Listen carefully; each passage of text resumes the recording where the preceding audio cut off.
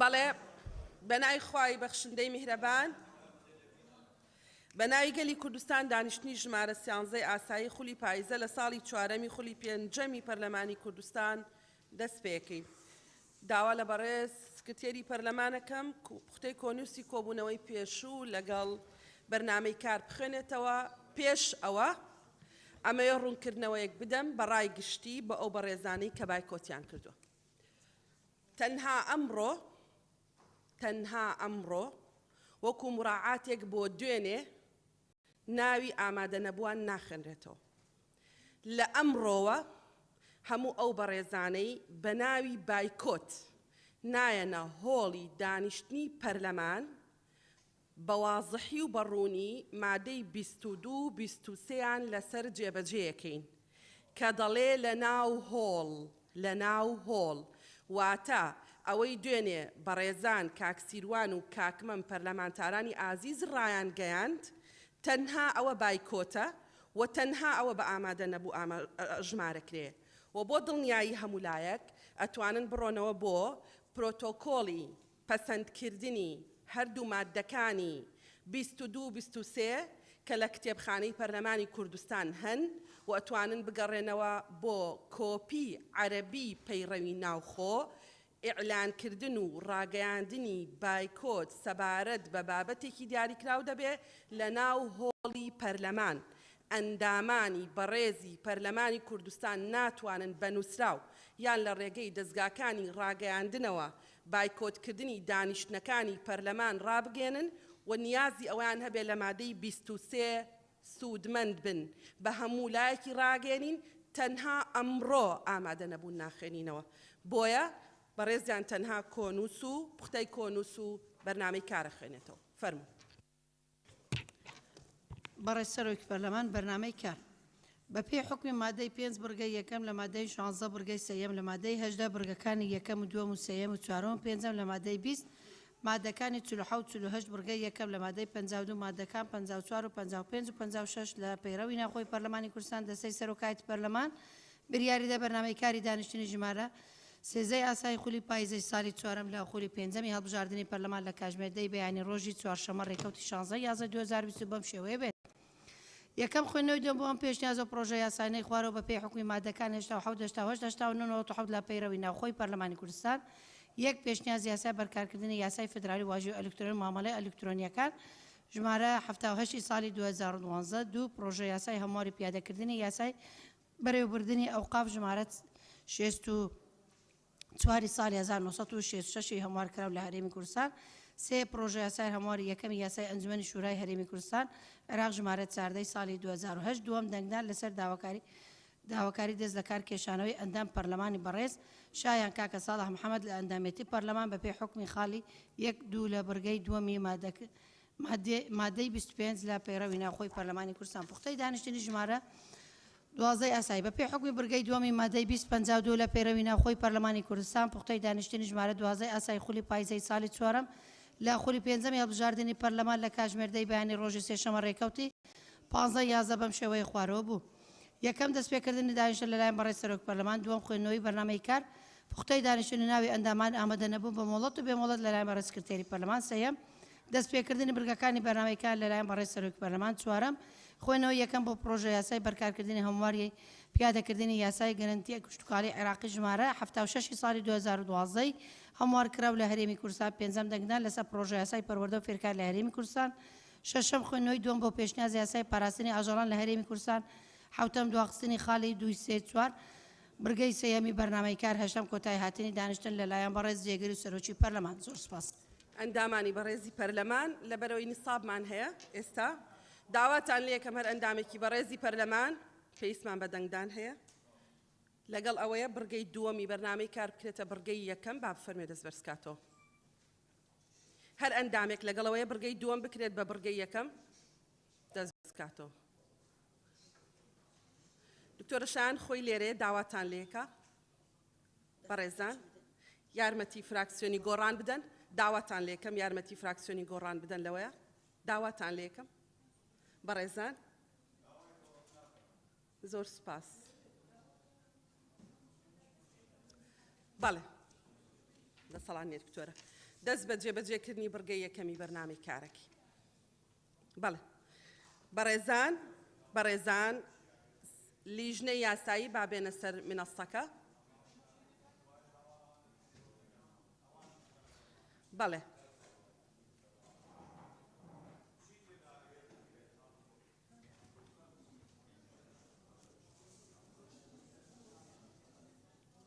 بەڵێ فەرمونون هەر ئەندامێکی بەڕێزی پەرلەمان لەگەڵ ئەوەیە کە راپۆرتی لیژنەی تایبەتمەند بکرێتە بنەما بۆ مناقەشە با دەست بەرزکاتەوە. بەڕێزان راپۆرتەکە لە ناو سنووقەکانتان بووە. بەڵێ پەسەند کرا دەست بە خوێندنەوەی بکەن.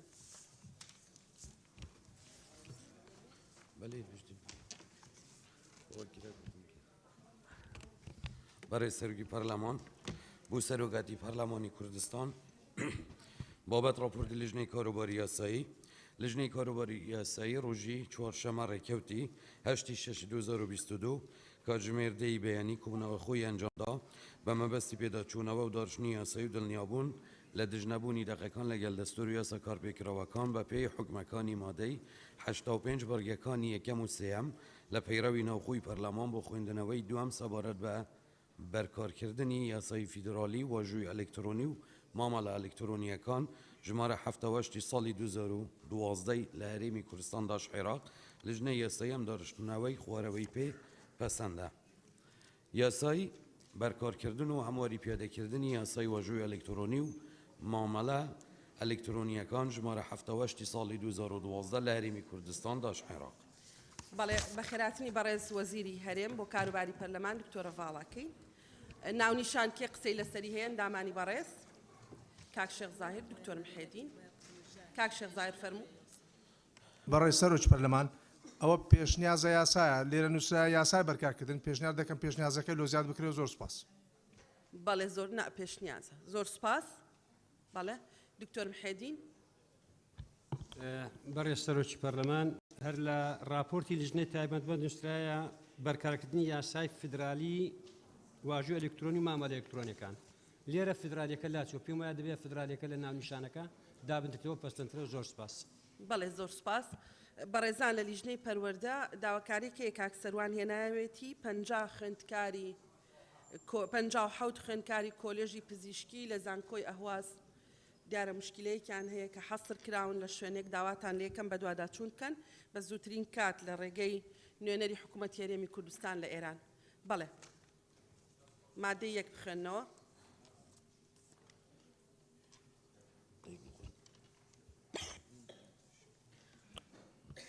بەناوی خوای گەورە بەڕێز سەرۆکی پەرلەمان مادەی یەک یاسای واژۆی ئەلکترۆنی و مامەڵە ئەلکترۆنیەکان ژمارە 78 ساڵی 2012 لە هەرێمی کوردستان داش عێراق بەرکار و هەمواری پیادەکردنی دەکرێت. سپاس. بەڕێزان کێ لەسەر مادەی یەک قسەی هەیە؟ بەڵێ کاک شێخ زاهیر قسەی هەیە.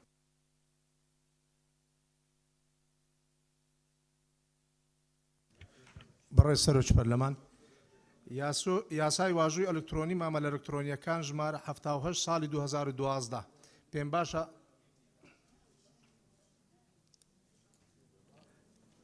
دەست خۆش بێ کاک شێخ.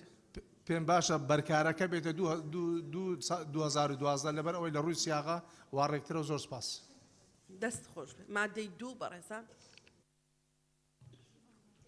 بەڕێز سەرۆکی پەرلەمان مادەی دوو بوو جێبەجێکردنی ئەم یاسایە دامەزراوەکان و فەرمانگەکانی هەرێم و ئەوانەی خاوەنپوستن تیاندا جێگەی دامەزراوە و فەرمانگە ئیتیحادی و ئەوانەی خاوەنپوستن تیاندا دەگرنەوە لە هەر شوێنێکی یاساکەدا هاتبن. مادەی دوو بەڕێزان کێ قسەی هەیە؟ مادەیەکی پرۆتۆکۆڵیە. مادەی دووەمان بۆ بخوێنەوە. برای سەرۆکی پەرلەمان مادەی سێ کە راپۆرتمان ئامادە دەکرد داوای لێبوردن دەکەین ناو نوسخەی قانونی ناوبراو نازانم تەسەسولیان دیارە ئەخطای تێدا بوو دواتر ئەم نوسخەی لە وەقایعی عێراقی بەدەستمان گەیشتیە بووە تەسەسولی بڕگەکان بە چاکراوی دەخوێنم. مادە سێ پیادەکردنی بڕگەکانی یەکەم و دووەم و چوارەم و شەشەم هەشتەم پازدەیەم لێرە نەخسە لای خۆمان ئیزافە دەکەین و حەڤدەیەمی مادە یەکی یاساکە هەموار دەکرێت و بەم شێوەی خوارەوە دخوێنرێتەوە. یەکەم سەرۆکی فەرمانگەی تەکنۆلۆژیای زانیاری. دووەم فەرمانگەی تەکنۆلۆژیای زانیاری لە ئەنجومەنی وەزیرانی هەرێمی کوردستان داش عێراق. چوارەم یەک واژووی ئەلکترۆنی نیشانەیەکی کەسیە کە بە شێوەی پیت ژمارە هێما نیشانە دەنگ یان شێوەی دیکە دەردەکەوێت و تایبەتمەندیەکی بێهاوتایی هەیە ناسنامەی کەسی خاوەنەکەی دەسەڵمێنێت و دەسەڵاتی پەسەندکردن متمانەی پێدەدات. دوو واژووی دیجیتاڵی بریتە لە جۆرێکی دیاریکراوی واژووی ئەلکترۆنی کە پشت بە بڕوانامەیەک دەبەستێت و دەتوانێت زانیاری واژووکرا و ڕەسەنایەتی کەسی واژووکار بسەلمێنێت و لانی کەم ناویان ناوی خوازراوی ئەو کەسە پشتڕاست بکاتەوە. حوتەم دەکەینە شەشەم وەکو لە مقەدیمەکەش چامان کرد. شەشەم مامەڵەی ئەلکترۆنی مامەڵەی شارستانی بازرگانی کارگەری و ئەوەی پەیوەستە پێیانەوە لە داواکاری ڕێکار گرێبەست تۆمارنامە و نامەکاری و قەوالەی ئەلکترۆنی شیاو بۆ هەواڵەکردن و دەستکردن ئەوانەی کە بەهای دارایی و نەختینەیان هەیە و لێدەرهاتە مشتەقات داراییەکان کە بە ئامرازی ئەلکترۆنی ئەنجام دەدرێن دەگرێتەوە. هەشتەم نێوەندی ئەلکترۆنی پرۆگرامی ئەلکترۆنیان هەر ئامرازێکی ئەلکترۆنی دیکە کە بۆ مەبەستی جێبەجێکردنی ڕێکارێک یان وەڵامدانەوەی ڕێکارێک بۆ دروستکردن یان ناردن یان وەرگرتنی زانیاری بە شێوەیەکی تەواو یان بەشێکی بەبێ دەستێوەردان یان پێداچوونەوەی کەسێک لە کاتی جێبەجێکردن یان وەڵامدانەوەدا دەگرێتەوە. پازدەیەم واژووکار ئەو کەسەیە کە هەلگیری داتا و ئامرازی واژووکردنی ئەلکترۆنی تایبەت بە خۆیەتی لە واژووکردنی مامەڵەیەکی ئەلکترۆنی بە ناوی خۆی یان ئەو کەسەی دەبێتە جێگرەوەی لە ڕووی یاساییەوە نوێنەراتی دەکات بەکاری دەهێنێت. هەفتەیەم ئامرازی واژووکردن ئامرازێکە بۆ دروستکردنی واژووی ئەلکترۆنی بەکار دەهێنرێت وەک پرۆگرامێکی ئامادەکراو یان ئامیرێکی ئەلکترۆنی. مادەی سێ بەڕێزان کێ قسەی هەیە ناوەکانیان بنووسە.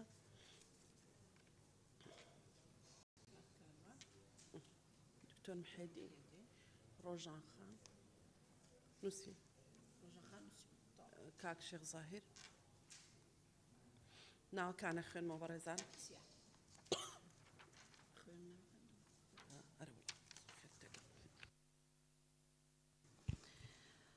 بەڕێز سەرۆکی پەرلەمان کاروان دکتۆر محیەدین ڕۆژان شێخ زاهیر کاکچیا کەسی تر بەڵێ کاک کاروان فەرموو.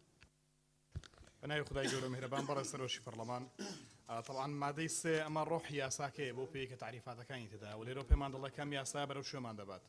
بەڵام من 2 بۆ 3 جار یاساکەم بەکەم پرۆژە یاسایان بە کاملی خوێندەوە ئەوەی کە نەقسە لێرە مەسەلەی چارەسەرکردنی ڕێگرتنە لە مەسایلی سایبەر سکیورتی. ئەم بابەتە بابەتێکی حساس و هەستیارە بابەتێکی گرنگە. ئەمە زمینە ساز دەکات بۆ مامەڵەی بازرگانی لە داهاتوو زمینە ساز دەکات بۆ حکومەتێکی ئەلکترۆنی بە کاملی لە داهاتوو. بەڵام ئەوەی کە هەیە سزای تێدایە بەڵام من هیچ شتێک نبینم بۆ مەسایلی سایبەر سکیورتی کە ئێستا گەورەترین مەترسیە لەسەر کۆی دەوڵەتانی دنیاش نەک ئێستا بە هەرێمی کوردستان کە ئێمە بە ئەزموونێش دەستپێک دەمانێت دەست پێ بکەین. یعنی مامەڵەی شارستانیە مامەڵەی بازرگانیە مامەڵەی کارجێڕیە ئەمانە بەشێکی زۆری پێوەستن بە پرایڤەسیەوە بە تایبەتمەندی شخصیەوە. ئایا چۆن معالەجەی ئەم بابەتە دەکرێت؟ ڕێگە چارە چییە بۆ ئەمە؟ ڕاستە ئەمە ینی لەگەڵ هەلومەرز نووسراوە بۆی کە ئێمە ڕساییەوە بکەین لە بیدایەتەوە چۆن دەست پێ بکەین. بەڵام من پرسیارم بۆ لیژنە و ئەو کەسانی کە بەڕێز وەزیری هەرێم بۆ کاروباری پەرلەمانیش ئەگەر وەڵام بداتەوە چۆن حکومەتی هەرێمی کوردستان ڕێگری لەمە دەکات لە کاتێکدا کە ئێمە لە دەست پێچین بەڵام من هیچ ڕێگریەک نبینم بۆی کە ئەم بابەتە چارەسەر بکرێ. و لە 15م نازام لای کاک بژاروان چۆن هاتووە بەڵام 15م لێرە لەو پرۆژەی کە لە کۆنەکە لە سندوقەکانی ئێمە بووە دەڵێ کەسەی کە هەڵگری داتا ئەمراز کەس هەڵگری داتا ئەمراز نابێت کەس خاوەنددارەتی داتا ئەمراز دەکات واتە ئەم هەڵگرە بکرێ بە خاوەنددارەتی باشترە و زۆر سپاس بۆیەوە. بەڵێ سپاس. ڕۆژان خان ڕۆژان ئیبراهیم بەڕێز سەرۆکە پەرلەمانی تیبینیا من سەرمادە سێ هەمان تیبینیا کاک دکتوری بی ئاماژە پێکرد بڕگە 15 یا تیبینیا دوێل سەر دارشتناوێ ڕێزبەندیاوێ باشترە بڕگا یەکەم بێتشینا بڕگە دووەم بچە جهێوێ چکە فەرمانگە ئەگەر نەبە سەرۆک پێشتر بێ تعریفکردنێ پرسیارە فەرمانگە دێتکردنێ بڕگە هەشتەم ئەگەر ئەم باشتر سیاغەکن پتر معناخوا بدەتن دوی شکلی نیوەندی ئەلکترۆنی پرۆگرامی ئەلکترۆنی یان هەر ئامرازێکی ئەلکترۆنی دیکە بەکار دەهێنرێت بوو مەبەستی جێبەجێکردنی ڕێکارێک یان وەڵامدانەوەی ڕێکارێک بوو دروستکردن یان ناردن یان وەرگرتنی زانیاری حتا vêrê نقطە یادی jî lav bibin نسخەیەکی jî de min vî şekiliyê dîtî nizanim ev çawa hate lê îzafekirinê pazdayem pênasa wajûkarî عربی ji de gelek can mena xwe digihînetin bes divêrê de wişek alî hatî zêdekirinê têgehiştnavê bi zehmet lê têtin vî şeklî bêdariştinê wajûkar ew kes e ke helgirî data û amrazî wajûkirdinî elektronî taybet بەخۆیەتی لە وەژوکردنی مامەڵەیەکی ئەلکترونی بە ناوی خۆی یان ئەو کەسەی دەبێتە جێگرەوەی یان لە ڕووی یاساییەوە نوێنەراتی دەکات حتا vêrê پتر معنا خوا دگەینێت و سوپاس. بەڵێ زۆر سوپاس. کاک چییە؟ بەڕێز سەرۆکە پەرلەمانی تێبینیامەجە هەمان سەر خاڵە پازدەیەم کە ڕۆژانخانی بەحس کرد من پێ باشە ئەمرازی واژەکردنی ئەلکترۆنی تایبەت بە خۆ یان کۆمپانیەکەی چۆنکی ئەف کەساتیە هەندە جەرە کۆمپانی جە تێتە تایبەتی نەبوو کەساتیە بۆ کۆمپانیاکی تایبەتە کەس نەشێت پێش کۆمپانیە بە ئیمزا بکرد ناوی کۆمپانیە تێتە ئیمزاکردن ئەو کەسی کە جێگیرەکەی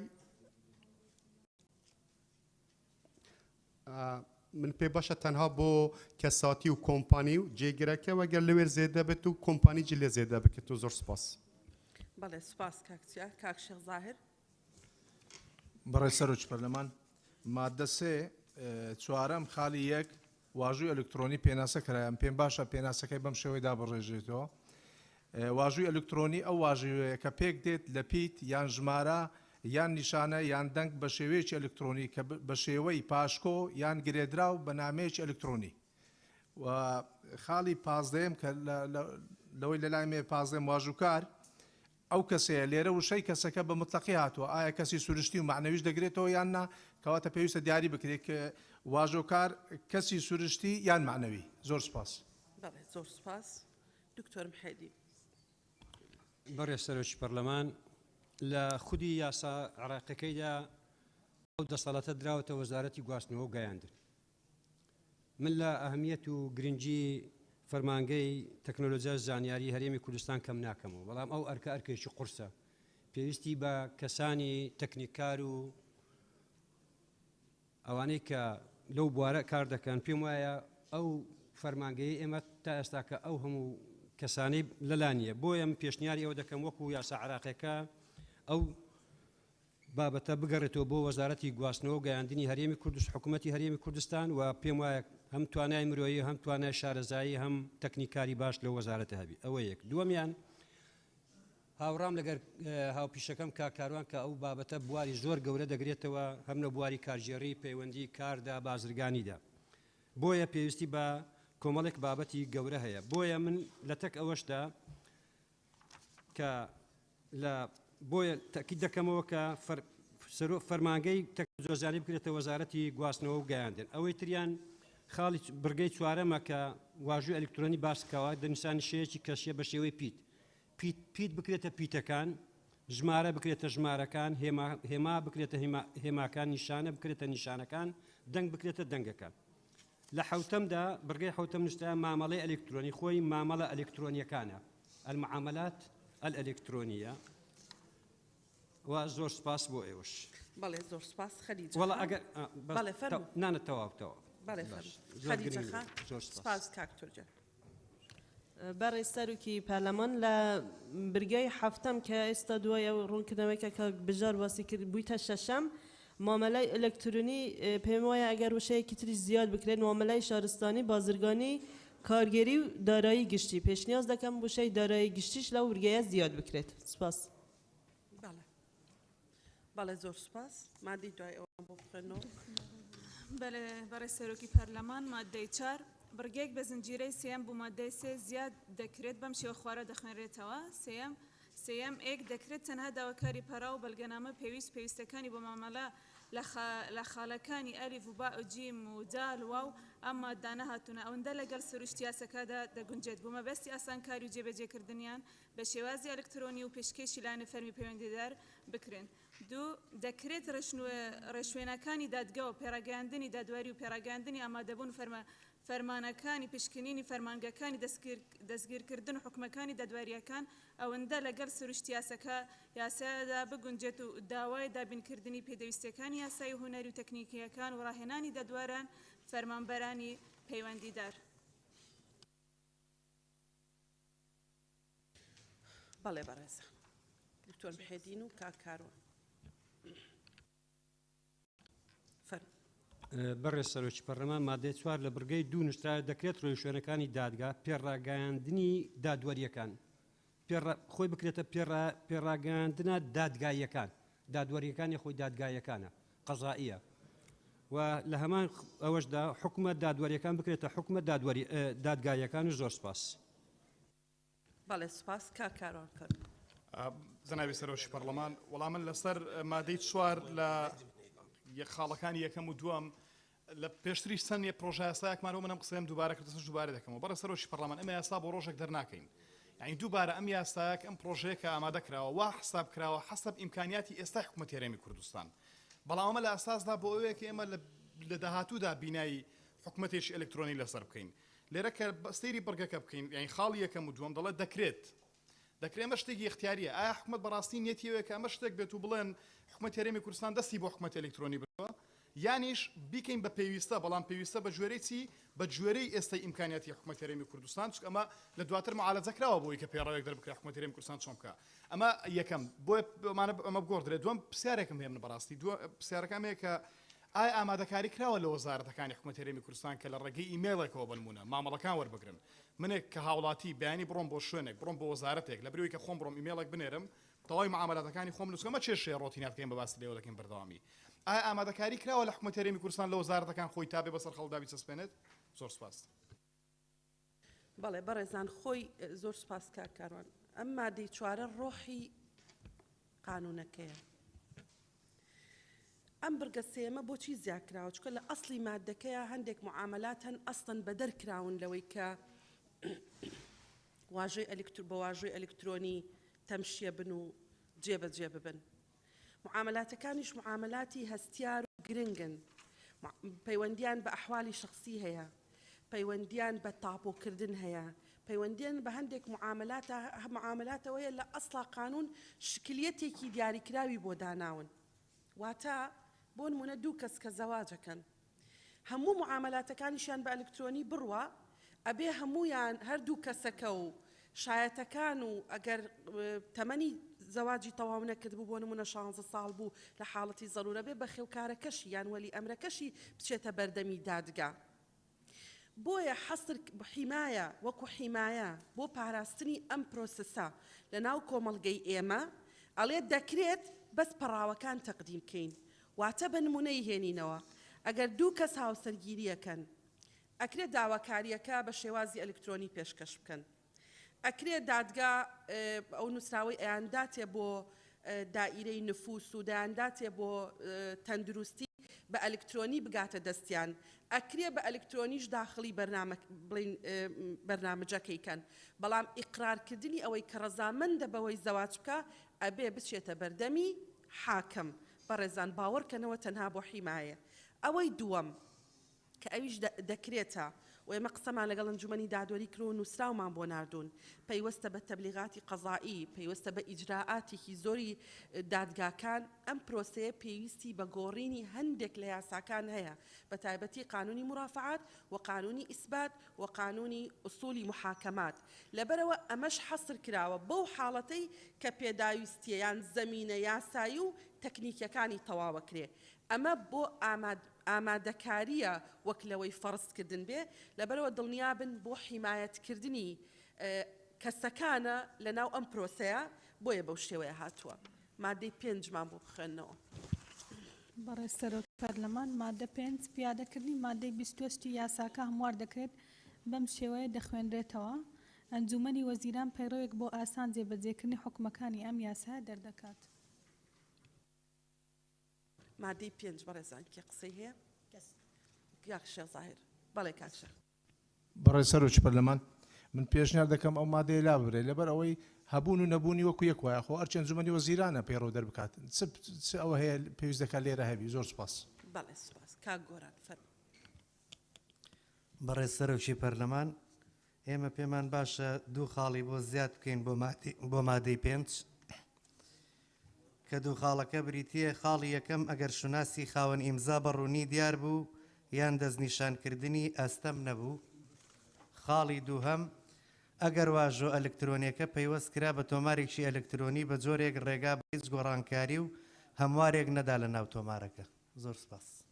بەڵێ زۆر سپاس کاگۆران مادەی 6مان بۆ بخێنەوە بەڕێز وەزیری هەرێم دکتۆرە ڤاڵار کادویستت قسە بکەی ئەتوانی دەست بەرزکەیتەوە ببوورە.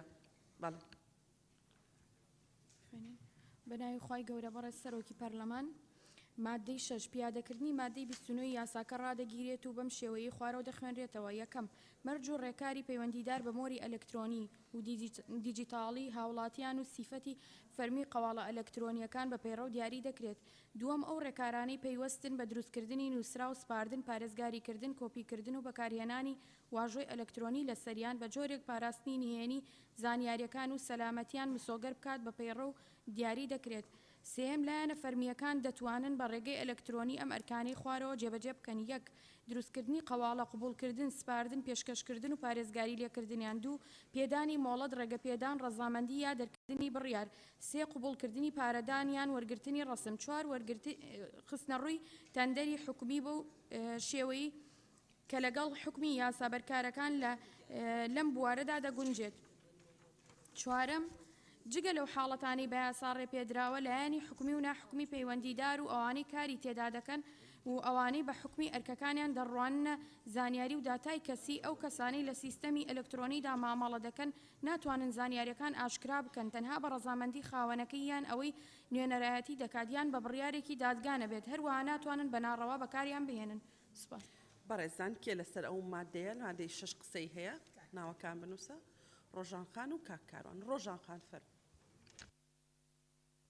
برای سروکا پارلمانی ماده 6 پیادهکردنی ماده 29 یاساکه را دگیرد. مادام اف یاسات را گرتنه هندک احکام و گریدایه الجهوی لازمه بیتن وی شیوی به دارشتنه نه وی شیوی به خواندنه. مادام هات را گرتنه سر لانوی به دارشتنه و او پیرویت دهاتین بحث کردن دیار نکره کیوان پیرو درکتن. مادام دیار نکره اگر هر انجمنه ادبیج ماده 5 کافی بی. زور سپاس. بەڵێ کاکاروان سپاس ڕۆژان. بەڕێز سەرۆکی پەرلەمان مادەی 6 لە دووەم و سێم من چەند تێبینیەکم هەیە. دووەم ئەم بابەتە بابەتێکی کەسیە دووبارە پەیوەندی بە خصوصیەتەوە هەیە. ئەمە پەیوەندە بە مادەی 12 لە جارنامەی مافەکانی گردوونی مافەکانی مرۆڤ وە لە هەمان کاتیشدا مادەی 7 لە ئەم بابەتە بابەتێکی شخصیە بۆ لێرە بە پێڕۆ حکومەت هەرێمی کوردستان دەری دەکات بۆ ڕێگە بە حکومەت درێکەمە دەربکات لە کاتێکدا کە ئەمە پێویستی بە یاسایەکی تەواوەیە کە ئەمە فەراغێکی یاساییشە لە هەرێمی کوردستان فەراغی یاسایی و پاراستنی خصوصیت بۆ بە یاسا ئەمە یاز ناکرێت بۆ بە پێڕۆ درێ بە ئەنجومەنی وەزیران. ئەمە نقطەی یەکەم. نقطەی دووەم خاڵی سێم کە باس لەوە دەکات لایەنە فەرمیەکان من بە سەراحەت نایشارمەوە بەگومانم لەم خاڵە بەتایبەتی کە لە قبولکردنی پارەدان وەرگرتنی ڕستم چکە سپیکردنەوەی پارێزەیەکە لە مەترسیە گەورەکان و ڕێگەی زۆری هەیە بەڵام یەکێکە لەو ڕێگانەی کە دەکرێت زمینە سازی بۆ بکە ینی ملیاران دۆلار لە عراق و بە هەرێمی کوردستانی شۆچەتەوە دەرەوەی هەرێمی کوردستان کە پارەی هەرێمەیە کە سپیکراوەتەوە لە دەرەوە. ئەمە ئایا چێ گەرنتی ئەوە دەکات زمانی ئەوە دەکات کە لە ڕێگەی ئەمەوە شتانە ناکرێت چکە دووبارە من یاساکەم پێ باشە بەڵام لەسەر وردەکاری یاساکە و ڕێگەگرتن لە فرۆدینگ و لە سایبەر سکیوریتی و لە هاکینگ و لەوانەی کۆمەڵێک مەشاکلی ترەکە علاج نەکراوە دەمخاتە گومانەوە و بۆچی لێرە لەم خاڵاندا حەسر کراوە شتی تری تێدانە و بۆ ئەمەوە پێڕاو حەل ناکرد لە ئەنجومەنی وەزیرانەوە خۆی لە ئەسڵدا ئەمەیە کە ئەم دەسەڵاتە بدەین بە ئەنجومەنی وەزیران لەم ڕێگەیە بۆ ئەنجومەنی وەزیران خۆی بە پێڕەوێک حەلیکا بەڵام ئەوەی پێشووتر وا بکەین کە بە یاسا معالەجە بکرێت و زۆر سپاس. بەڵێ زۆر سپاس. لە ڕاستیە بابەتی ئەم قبولکردنی پارەیە بەس بۆ ناوخۆیە ئەوەی بۆ دەرەوەیە خازعە بێ بۆ ئەو پەیڕەوەی کە بانقی مرکزی دەریەکا و بەپێی قانونە عێراقیەکە هەیە واتە حەواڵەکردن و هێنان و بردننی پارە چکە ئەمە بەرکارکردنی قانونێکی فیدراالیە لە قانونە فیدراالەکە بەوازحی هاتووە کە پەیڕەوێک بانقی مرکزی دەریەکە بانقی مرکزی مەسئولە لە پاراستنی ئەو پارەی کە لە ناوەوە هەیە بۆی بە شێوەیەک نەچێتە دەرەوە کە پرۆسی سپیکردنی تیا ئەنجام بدرێت. مادەی دوای ئەومان بۆ بخێنەوە بەڕێزە. برای سروکی پارلمان ماده 7 بشک به نوع حکم سزاییکان بو یاساکه زیاد دکرد که پیک دید لماده کانی 30 31 32 33 34 35 بم شیوه خاره و دخنده توا بەڕێزان کێ قسەی هەیە مادەکە بخێنەوە مادەی یەکەمی زیادکراومان بۆ بخێنەوە بەشی هەشتم حکم سزاییەکان مادەی 30 زیادکراو لەگەر ڕەچاوکردنی هەر سزایەکی تونتر کە لە یاسەبەرکارەکانی هەرێمدا هاتوون و بەنکردن بوومەوەیە کە لە 6 مانگ کەمتر نەبیت و لە 3 ساڵ زیاتر نەبیت و بە پێبژاردنێک کە لە 2 میلیۆن دینار کەمتر نەبیت و لە 4 میلیۆن دینار زیاتر نبید سزا دادرێت یەکەم هەر کەسێک بەڵگەنامەی ئەلکترۆنی بوو هەر مەبەستێکی ناڕەوا دروست بکات بڵاوی بکاتەوە یان پێشکەشی بکات دووەم هەر کەسێک بە شێوەیەکی ناڕەوا بچیتە ناو داتەبەیسێکی تایبەت بە واژوو بەڵگەنامەی ئەلکترۆنی یان تێدا ببینێتەوە سێەم هەر کەسێک بە ڕێگای گزی داتا بخاتە ناو سیستەمی چارەسەری زانیاری یان ئەو داتایانەی لە خۆی گرتووە لا ببات یا هەمواری بکات چوارەم هەر کەسێک بە بێ مولەتی خاوەنەکەی داتای دروستکردنی واژوویەکی ئەلکترۆنی تایبەت بە کەسێکی دیکە دەستدار بکات یان ئاشکرای بکات یان بەکار بهێنیت بەڵێ بەڕێزان مادەی 30 زیادکرا و کێ قسەی هەیە بیانووسە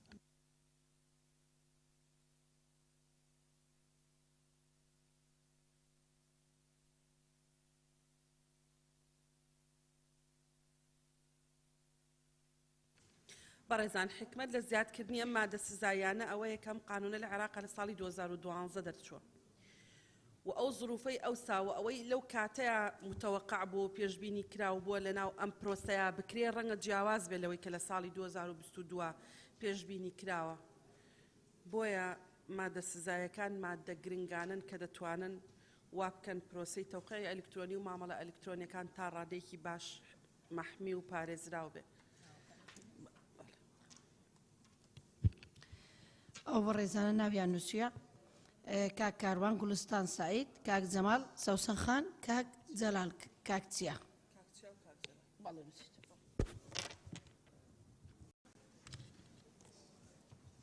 کاک جەمال فەرموو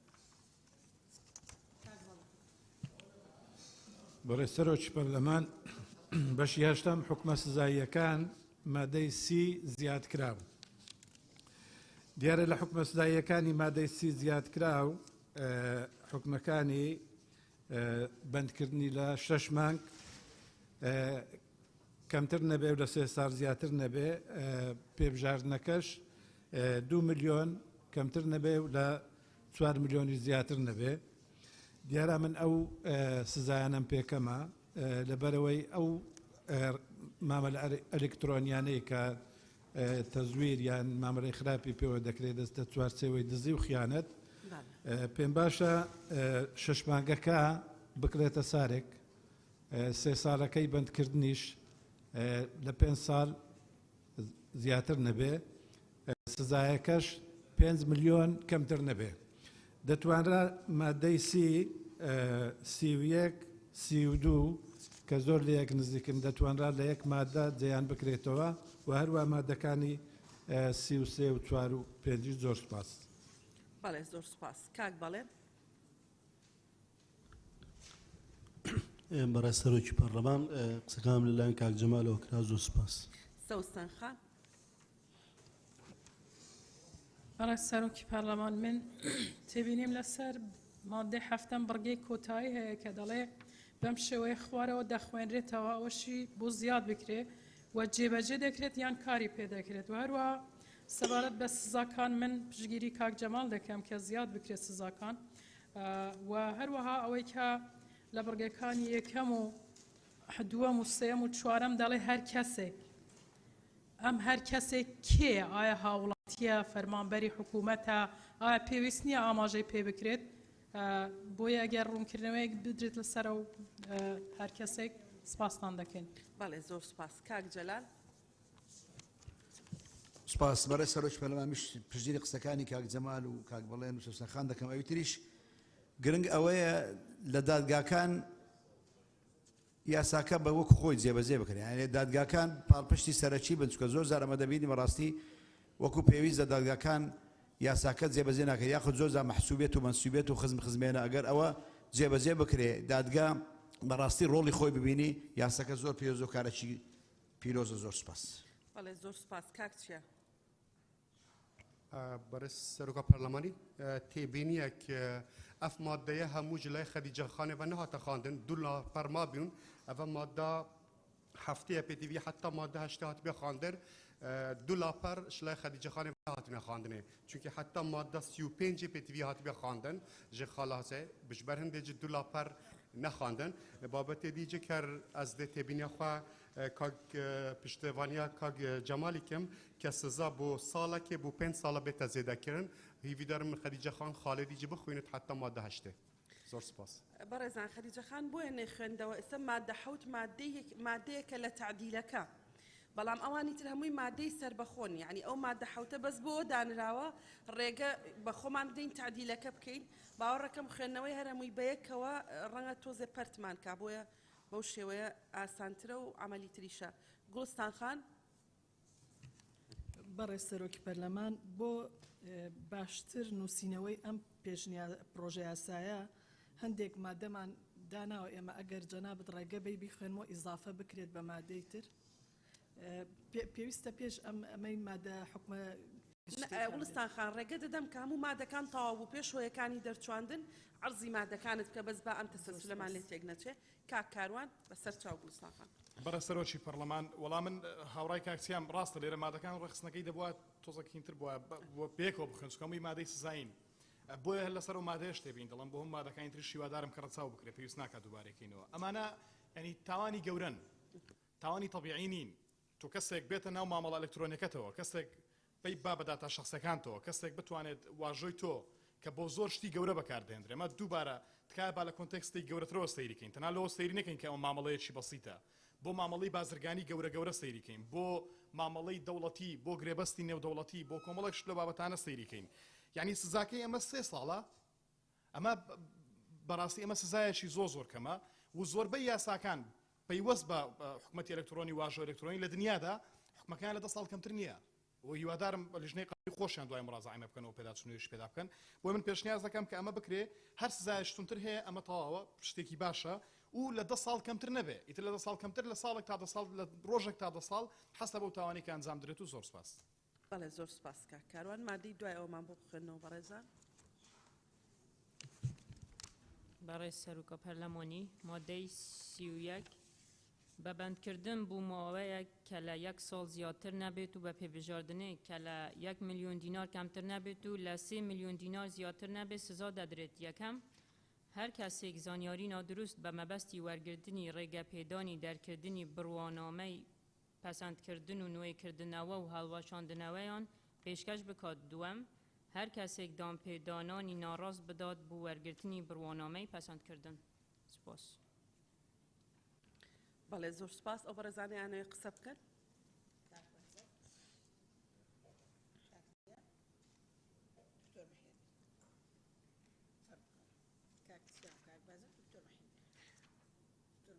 بەڵێ کاک بەهجەت کاک چیا دکتۆر محەیدی دکتۆر زێدان کەسی تر هەیە کاک بەهجەت فەرموو برای سەرۆکی پەرلەمان مادەی 31 و مادەی 30 دەچێبیتن یعنی بۆ هەندێک و المادە 30 الشش هيف حتى 3 سال دانای الماده 31 اوی سر پیچید کتن 1 سال بوی دانای و پیجردنک جی کو میلیونک حتی 3 میلیون هر دشن هر دو ماده 31 حالا اکی و دوی وجی اضافه کنه سر ماده 31 پیوست نکرد بیتا ماده اکی جدا چون که نفسی غراما واجبت گریتن يعني نفسي غرامة واجبات جريتن برهنده نابتن يعني بيوس ناكتن تو بكا فقرك ومادة كجد زور سپاس بله زور سپاس دكتور زيدان برای سروش پارلمان لکوی او مادانی که زیاد کراون بو سزادان تبینی یکم تدا دروز بو لهمویان که دیخوینی و ئەوەیە کاتێک واژۆیەکی ئەلکترۆنی دەکرێت پێبژاردن ئاماژە پێکراوە لە ملیۆنێک دەست پێ دەکات تا چەند ملیۆنێک دیاری کراوە نرخەکان بەڵام ئەگەر کاتێک واژۆیەکی ئەلکترۆنی بۆ مەبلەغێکی دیاریکرا و لە بانقێک یان لە وەزارەتی داراییان لە شوێنێک کە مەبلەغەکەی بە ملیۆنان دۆلار بوو ئایا هەر بەو پێبژاردنە غرامە دەکرێت ئەو کەسە سوودمەند دەبێت بۆیە وا باشە لە یەکێک لە خاڵەکانی ئەو مادانەی کە سادانن بڵێن لە کۆتاییەکەیان دەتوانین بڵێن ئەو مەبلەغانەی کە ڕێژیان زۆرە کاتێک واژۆیەکی ئەلکترۆنی تێدا تەزویر دەکرێت دەبێت بە پێی بەغرامەی پارەکەی سزای بدرێت. زۆر سپاس. سپاس کاکتۆر. دکتۆر حەیدی. بەڕێز سەرۆکی پەرلەمان، وەڵام پرسیارەکەم ئاراستەی برادرانی لیژنەی یاساییە. لێرە هیچ ئاماژەیەک بە بابەتی مامەڵەی ئەلکترۆنی یاخود واژووی ئەلکترۆنی نەکراوە، تەنها ئاماژە بە وەرگرتن و ڕێگەپێدانی بڕوانامە و پەسەندکردن و نوێکردنەوە هەڵوەشانەوەکەیەتی. ئەگەر مەبەست لە بابەتی ئەلکترۆنیە مەفروزە بابەتی ئەلکترۆنەکەی بخێتە ناو ئەو سزای، ئەگەر نا ئەوە پەیوەندی بە وەرگرتن و پەسەندکردنی بڕوانامە و شتێک لەو بابەتە هەیەوە، ئەو پێم وایە پەیوەندی بەو خاڵەوە نیە و لە قانونی عقوبات پێم وایە ئەو بابەتە چارەسەر کراوە. بۆیە پێویستمان بە تەوزیح ئەگەر مەبەستیان مامەڵە ئەلکترۆنیەکانە پێویستە ئاماژە بە مامەڵە ئەلکترۆنیەکان بدرێت لەو بەرگەیەدا. زۆر سپاس. بەڵێ زۆر سپاس. کاکچیا. بەڕێز سەرۆکە پارلەمانی، ئەجب پشتەوەنی کاک بەهجەتی کە مادە 31 تقریبا تێکەڵیەکی هەیە هیویدارم ئەف مادە ڕێک بێخت یان ببتە یەک مادە ئەگەر مادە وساما بۆ 31 ئەف سزایە 1 ساڵ و 3 میلیۆن دینار زۆر کێمە بوونم ئەگەر قەچاقچیەکیان چەکێکی بانکی تەزویر کرد بە ملیۆنان دۆلار وەکو کاک دکتۆر زیدانی باسکریە فەیدە کرد بەس تەنها 3 میلیۆن دیناری جزا کرد یان 1 ساڵەکێ بە پێی باشە ئەف سزایە بێنە زێدەکردن گۆرەی هەر سزاکێ بۆ 1 ساڵ ببتە 5 ساڵ 3 میلیۆن ببتە 100 میلیۆنێک چونکی ئەوە زۆر کێمە. زۆر سپاس. بەڵێ زۆر سپاس بەڕێزان. لە ڕاستیە ئێمە لە بەردەمی دوو جۆر تاوانین. جۆرێکیان متەوەقعە هاوڵاتیەک لە دەرەوەی هەموو کۆی مەنزومەکە بیکە یان هاوڵاتی یان بەڵین ئەجنەبی بێ، یەکێکیان متەوەقعە فەرمانبەرێکی دەوڵەت بیکە یان کەسێک بیکە لە کۆمپانیایەکی پەسەندکردنە.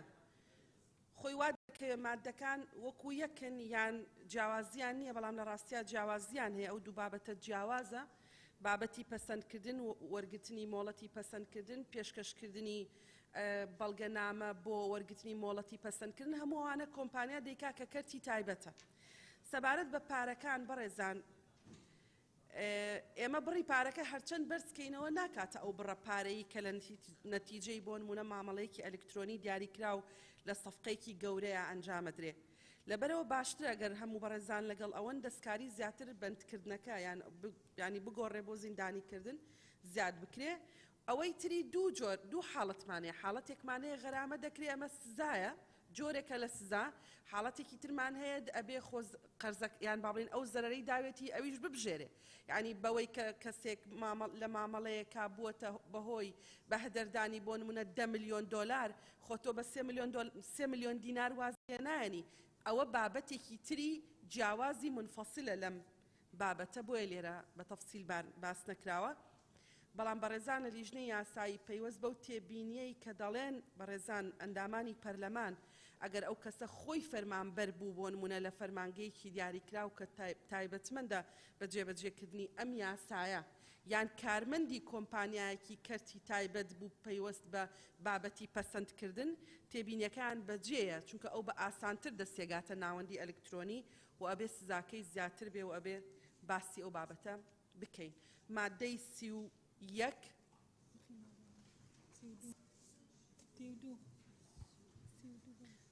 بۆمان بخوێننەوە بەڕێزان. بەڕێز سەرۆکی پەرلەمان مادەی 32 لایەنی پەسەندکردنی بە پێبژاردنێک سزا دەدرێت کە لە 5 میلیۆن دینار کەمتر نەبێت و 10 میلیۆن دینار زیاتر نەبێت. یەکێکە لەم حالاتانە خوارەوە. یەکەم پیادەکردنی خزمەتگوزاری و پەسەندکردنی ئەلکترۆنی بەبێ ڕێگەپێدان و دەستپێکردنەوەیان بە بەردەوام بوون لەسەر چاڵاکیەکانی وێرای هەڵۆشاندنەوەی ڕێگەپێدانەکە یان کۆتایهاتنی بەبێ نوێکردنەوە یا خۆت لێکدان ئەندیماج لەگەڵ لایەنێکی دیکە یان دەست هەلگرتن لە ڕێگەپێدان و پێچاوانەوەی حکومەکانی ئەم یاسا. دوام ئاشکراکردنی یەکێکە لە مەمەلەکارەکانی عامیر یان سوود وەرگرتن لە زانیاریەکانی بەردەستەی سەبارەت بە کەسی داواکار بەڕوانامە بەلگەی ئەلکترۆنیەکان بە مەبەستی دیکە جگە لە چالاکی لە ئەرشیفکردنی ئەلکترۆنی بەبێ وەرگرتنی ڕازەمەندی نووسراوی داواکاری بڕواناوە ئەم سزایە ڕێگر نییە لە هەر سزایەکی دیکە کە لەم یاسایان یاسە بەرکارەکانی دیکە بوو سزادانی کەسی بکار هاتوون. بەڵێ بەڕێزان فەرمونون لەسەر مادەی 32 کێ ئێوێ قسە بکە مادەی 33مان بۆ بخوێنەوە بەڕێز سەرۆکی پەرلەمان مادە 33 لەگەڵ ڕەچاوکردنی هەر سزایەکی تونتر لە یاسا بەرکارەکانی هەرێمدا هاتوون بە بەندکردن یا زیندانیکردنی بە پێبژاردنێک لە 2 ملیۆن دینار کەمتر نەبێت و لە 4 ملیۆن دینار زیاتر نەبێت سزا دەدرێت. یەکەم هەر کەسێک بە هەر ڕێگایەک واژویەکیان نێوەندێک یان بەڵگەنامەیەکی ئەلکترۆنی لەناو ببات یان خەوزدار یان ساختەیان بکات یان بە شێوەیەکی ناڕەوا بەکاریان بهێنێت. دووەم هەر کەسێک بەر ئەمرازێکی ناڕەوایی بگاتە واژویەکیان ناوەندێکیان بەڵگەنامەیەکی ئەلکترۆنی یان ئەو ناوەندە هاک بکات یان لە ڕێگەی لێ بگرێت و یان پەک بخات. بەڵێ کێ قساکە کاک بەهجەت فەرموو. برای سەرۆکی پەرلەمان پڕاستی ئەس gelek متابعە vê yasayê dikim madde 30 31 32 33 34 hemî behsê pêbijardina û zîndanîkirin hemî jî nêzîkê dikin heqet daxwaz dikim pêşniyarî dikim berêz wezîra karûbarê Parlemanî vêrê ye tawzîhekê bû me bide bi ke serê me lê dernacîtin yanî ev gelek nêzîkê ye hemî yanî maddet wê wekî yekin hinde tiştê kêm ciyawaziya heye. زۆر سپاس. بەڵێ زۆر سپاس ڕاستی ئەو مادانە حکوومەت زیایی نەکردووە پەرلەمان زیادی کردووە و ئەگەر جواب دەدەنەوە بەڕێستان فەرمونون بەڕێز وەزیری هەرێم بۆ کاروباری پەرلەمان. بەڕێز سەرۆکی پەرلەمان ئەندامانی بەڕێزی پەرلەمان دیارەوەکو بەڕێز سەرۆکی پەرلەمان ئیشارەتیدا ئەم پێشنیازە یاسایە پرۆژە یاسای حکوومەت نەبووە بەڵکو پێشنیازە یاسای پەرلەمان بووەوە بە سوپاسەوە پەرلەمان نردوویەتی بۆ حکوومەت و حکوومەت ڕای خۆی داوە بە شێوەیەکی ڕاشکاوانە لەسەر ئەو پێشنیازە یاسایە و ملاحەزات و تێبینیەکانی خۆی نردۆتەوە بە سوپاسەوە هەندێک لە تێبینیەکانمان وەرگیراوە و هەندێکیش لە تێبینیەکان دیارە وەکو خۆی وەرنەگیراوە پەرلەمان بە باشی زانیوە بەو شێوەیە سیاغی بکاتەوە کە ئەوانیش خاوەن بڕیارن لە دەرکردنی یاساکان 2000 مەسەلەی تەشریعی پەرلەمانە. ئەوەی پێیوەستە بە بابەتی سزاکان دیارەوەکو بەڕێز سەرۆکی پەرلەمان ئیشارەتی پێدا لەناو قانونی نافذ ئەو قانونێک کە دەمانەوە ئینفازیکەین لە عێراق بەو شێوەیە نەهاتووە سزاکان. قانونەکە ئێستاش لە عێراق کێشەی زۆرە لە جێبەجێکردن و لێرانەش ئەو قانونە جێبەجێکردنی با بڵین هەروە ئاسان نابێتن بەڵام ئەو جیاوازیە کە ئێمە هەمانە لەگەڵ عێراق ئەوەیە کە لە عێراق ئەو ئەرکەسپێردراوە بە وەزارەتێک ناوی وەزارەتی گەیاندنە ئێمە لێرە فەرمانگەی تەکنەلۆژیای زانیاریمان هەیە و ئەو فەرمانگەیە سەر بە شێوەیەکی ڕاستە و خۆسەر بە ئەنجومەنی وەزیرانە و لە دامەزراندنیەوە تاکو ئێستا کار لەسەر ئەو بابەتە دەکاواتە ئێمە خانێکی باشترمان هەیە لە عێراق بۆ ئەوەی بتوانین حکوومەت و کارەکانی مؤسساتەکانی دیکەش بکەین بە دیجیتاڵی. ئەوەیشی کە پەیوەندی هەیە بە بابەتی سزاکان ئەوەی ڕاستی بێتن ئەمنیش پێم باش بوو بە فەسڵێک نەهاتبایە بە مادەیەک هاتبایە و ئەو مادەیە یەک دیباجەی هەبایە دیباجەکە بیگودبایە جگە لە هەر سزایەکی تونتر کە لە یاساکانی تری بەرکار لە هەرێمی کوردستاندا هاتوون ئەم فعلانەی خوارەوەش تاوانن و ئەمانەش سزاکانیانە. ئێستاش ئەگەر بکرێتن لەگەڵ لیژنەی یاسایی هاوکار دەبین بۆ ڕێخستنەوەی بابەتی سزاکان هەرچەندە ئەو فعلانەی کە لێرانە هەژمار کراون ڕەنگە بەدەیان فعلی کەش لە مستەقبل دروست ببێتن و بە تاوان هەژمار بکرێن چکاوەکو کتم بابەتەکە بابەتێکی نوێیە و مۆزوعەکە مۆزوعێکی نوێیە و ڕۆژانش لە تەتەوردایە بۆیە ئەگەر دیباجەیەکی هەبی بەو شێوەیە و مادەیەکیش لە کۆتایی هەبێتن بەوەی کە دەستکراوەیەک دروست بکاتن بۆ بابەتی دیاریکردنی هەرچەندە دەبێت بە نەز بێ بابەتی دیاریکردنی فعل و تاوانەکان لە هەمان کاتدا بەڵام ئەمنیش بە باشی دەزانم کە ئەو فەسڵە ببێ بە مادەیەک و مادەیەک دیباجەکەی هەبێ و فعلەکانی کە هەمووی بە دوای یەکدا بن بەڵام هەریەکەیان فعلەکە دیار بێەوە سزاکەشی دیار بێتن بابەتەکە نوێیە وەکو بەڕێز سەرۆکی پەرلەمانی ئیشارەتی پێدا بۆ هەموومان نوێیە بۆیە ڕەنگە لە ئێستادا ئەو یاسایە دەربکرە ڕەنگە بۆ 6 مانگێکە بۆ ساڵێکی کە پێویستی بە تعدیل بێتن بەو شێوەیە نەڕواکە ئێستا دەردەکرێ و زۆر سپاس. بەڵێ زۆر سپاس بۆ بەشداریتان مادی دوای ئەومان بۆ بخوێندنەوە بەڕێزان.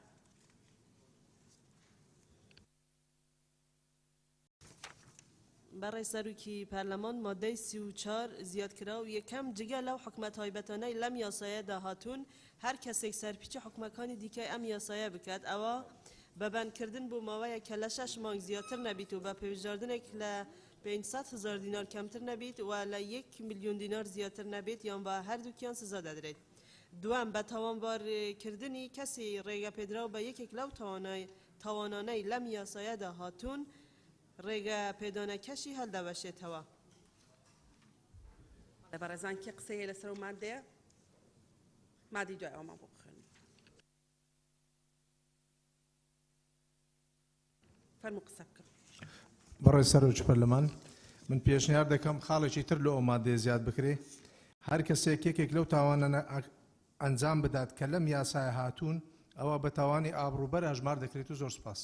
بەڵێ زۆر سپاس مادەی دوای ئەومان بۆ بخوێنەوە. بە ناوی خوای گەورە بەڕێز سەرۆکی پەرلەمان مادەی 35 یەکەم ئەو کەسانی لەلایەنی تایبەتمەندی جێبەجێکردنی ئەم یاسایە کار دەکەن لە چوارچێوەی ئەرکەکەیاندا سیفەتی ئەندامی بەرزەفتی دادگەریان پێدەدرێت سەبارەت بۆ تاوانانەی لەو یاسایەدا دەغنووس کراون. دووەم واژۆ و بەڵگەنامەی ئەلکترۆنی نێوەندی ئەلکترۆنی و بڕوانامەی پەسەندکردن بەشێکن لە بەڵگەی سەلماندن کە دادگا دەتوانێت پشتیان پێ ببەستێت لە دەرکردنی حکومەکانی بەپێی یاسا بەرکارەکان لە هەرێم و هەر کەسێکی پەیوەندیدار دەتوانێت پێچەوانەی ئەوەی تیایان داهاتووە بە هەر بەڵگەیەکی دیکەی پێوەرگیرا و بە یاسا بسەلمێنێت. بەڵێ بەڕێزان کێوێ قسە بکە؟ بەڵێ کاکچیا. برای سروکا پارلمانی وقت پیشتر جاتا بحث کردنه و ماده 2 دانویسی هر کسی کی پیوندی دار اوجک معنوی یعنی پتویه هر کسی کی لایانه کی پیوندی دار چونکه احتمال کسبت احتمال کمپانی بد اگر لایانی پیوندی دار لزیده بکد باشتره. زور سپاس. بله زور سپاس ماده دوای ئەومان بۆ بخوێنەوە. ماده 8 کار بەدەقە هیچ یاسە و بڕیارێک ناکرێت لەگەڵ حکومەکانی ئەم یاسا ناکۆگرێت. بەڕێزان بەڕێز سەرۆکی فراکسیۆنی گۆڕان ویستی ئیزافەی هەبێ جەناب دەیەکی کاک بەڵێن ئیزافەکان. بەڵێ با لەسەر ئەو مادەیە قسە بکرێت دواتر ئیزافەکانتان بخوێنەوە با لە بیرمانێت. بەڵێ کاک شێزایر. بەڕێز سەرۆکی پەرلەمان لەو ڕەشنووسەی لەبەردەستی مێ پێم وابی مادەی 8 و مادەی 9 نەفسی شتە بۆیە پێشنیار دەکەم مادەی 9 لا ببرێت. زۆر سپاس. مادەی 9 لا با کاک بەڵێن عەرزی ئەو بەڕێز سەرۆکی پەرلەمان یارە وەکو بەڕێزتان باسی کرد بەڕێز جەنابی وەزیری ئیشارەتی پێدا یاساکە نوێیە حاڵتێکی تۆزە تایبەتە لەوانەیە وردەکاریەکانی زیاتر لەبەر چاو بێ بۆ ئەوەی کە لە داهاتووە ئینی پێویستی بە هەمواری ڕوو ئەوانە کەمتر بێ چەند ئەوەی کە مەجای جێبەجێکردنی هەبێ بتوانین ئەم مادانەی خوارەوە ئیزافە بکەینە ناو یاساکە. خاڵی یەکەم بە پێ حکومەکانی ئەم یاسایە بۆ هەر دامەزراوەیەکی فەرمی حکومەتی هەرێمی کوردستان هەیە کۆی مامەڵەکانی بکا بە ئەلکترۆنی و دامەزراوەیە لەسەر ئاستی وەزارەت بێ یا لەسەر ئاستی پارێزگا یا ئیدارە سەربەخۆ قەزا و ناحەکان بەڵام بێگومان بەو مەرجەی داتا سنتەری ئەمانە هەمووی لەو فەرمانگەیە بێ کە بەڕێز جەنابی وەزیر باسی کرد. هەر دامەزراوەیەکی حکومەتی هەرێم بڕیاریدا مامەڵەکانی بکا بە ئەلکترۆنی پێویستە ئەم خاڵانەی خوارەوە ڕەچاو بکات دروستکردنی تۆماری ئەلکترۆنی و پاراستنیان بەستن بە واژۆی ئەلکترۆنی پاراستنی یاسایشی تۆمارەکانی تۆمارە ئەلکترۆنیەکان پێویستە لە قۆناغی یەکەمی مامەڵەکان تا کۆتا قۆناغ بەم شێوازە بە شێوازی ئەلکترۆنی بێ. فەرمانگەی تەکنۆلۆژیای زانیاری حکومەتی هەرێم بەرپرسە بێت لە دیزاین و دیزاینکردن و پەسەندکردنی وێنەی یەکەمی هەر مامەڵەیەکی ئەلکترۆنی لەسەر ئاستی هەر دامەزراوەیەکی هەرێم جێبەجێ بکرێ. بە پێی حکومەکانی ئەم یاسایە پەڕاوی ئەلکترۆنی ئەتوانێت گزارش لە ئیرادە بکات و بێ بە سەرچاوەی پابەندی گرێبەستەکان. زۆر سپاس.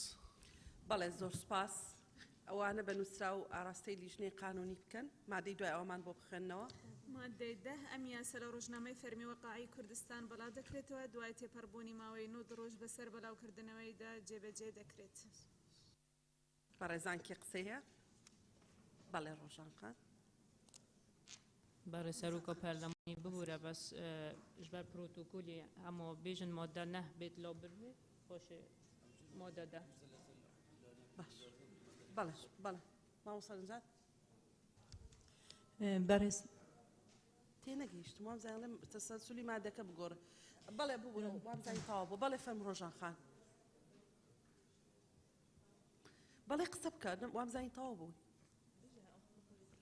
والله هر پیشنیاره دکتورا یعنی جبر ماده پروتکولی اضافه بکرد جهه ماده نه پیش لسر لاین پیوندار حکمکانی هم یاسا جبجه بکن. بله سپاس. نجات خان برای سروکا پارلمانی اختنام جی پشتوانیا روزان خانت کم شینا ماده نه پیوست لسر لاین پیوندار کان حکمکانی هم یاسا جبجه بکن تدانینه. درسته. سپاس. بله دست خوش. ماده ده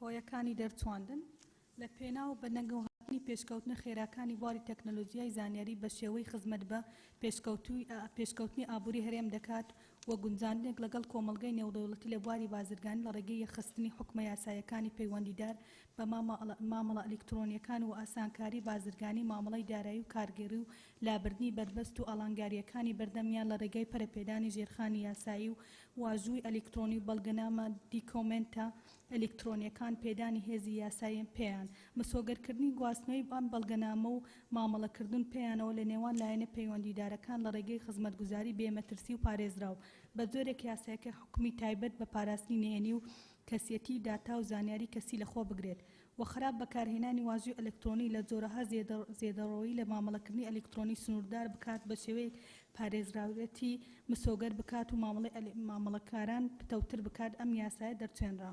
کێ قسەی هەیە لەسەرەوە پێشەکە ئەو هۆرکانی دەرچواندن کاکتیا و سەوسن خان فەرموو. بەڕێز سەرۆکی پەرلەمان لە ڕاستیدا ئەوەی کە تێبینی منە یعنی لێرەدا پێویستە ینی ئاماژە بەوە بدرێت کە ئەم یاسایە بۆ ڕایکردنی خێرای کاروباری هاوڵاتیانە لەم بڕگەیەدا لە هۆیەکانی دەرچواندندا هیچ ئاماژەیەک بەوە نەدراوە بۆیە ئەگەر لە خاڵێکە یا لە ڕستەیەکدا ئاماژە بەوە بکرێت کە ئەم یاسایە بەهۆی ینی بۆ ئەوەی کە کاروباری هاوڵاتیان بە خێرایی یعنی جێبەجێ بکرێت لە دام و دەستگاکانی حکوومەتی هەرێمی کوردستان باش دەبێت. زۆر سپاس. برای سروکا پارلمانی اگر رنبری خوب دنه یاسای دست بکر سر واژه الکترونیه بس الویر پیشکوتن خیراکانی بواری تکنولوژی و زانیاری الویر مپی باشه الکترونی تکنولوژی و الکترونی بهتر لزیده کردن کلمه الکترونی چونکی بابت سر واژه الکترونیه. زور سپاس. بله زور سپاس. بەرگەیەکی تری بەرنامەی کار جێبەجێکەین داوا لە لیژنەی ئەوقافەکەین فەرموون بێنە سەر منەسەکە بۆ مناقەشەکردنی پرۆژە یاسای هەمواری پیادەکردنی یاسای بەڕێوەبردنی ئەوقاف ژمارە 64 ساڵی 1966 هەموارکراو لە هەرێمی کوردستان عێراق.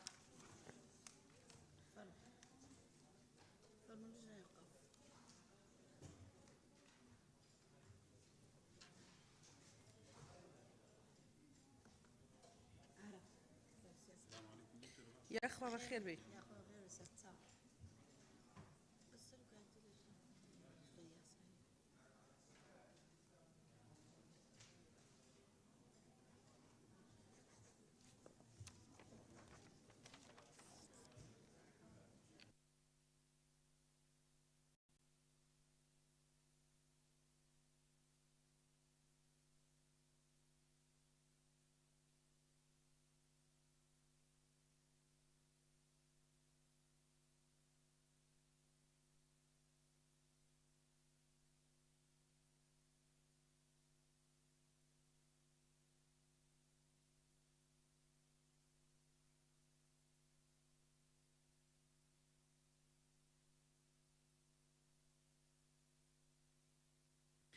بەڵێ بەڕێزان فەرمونون.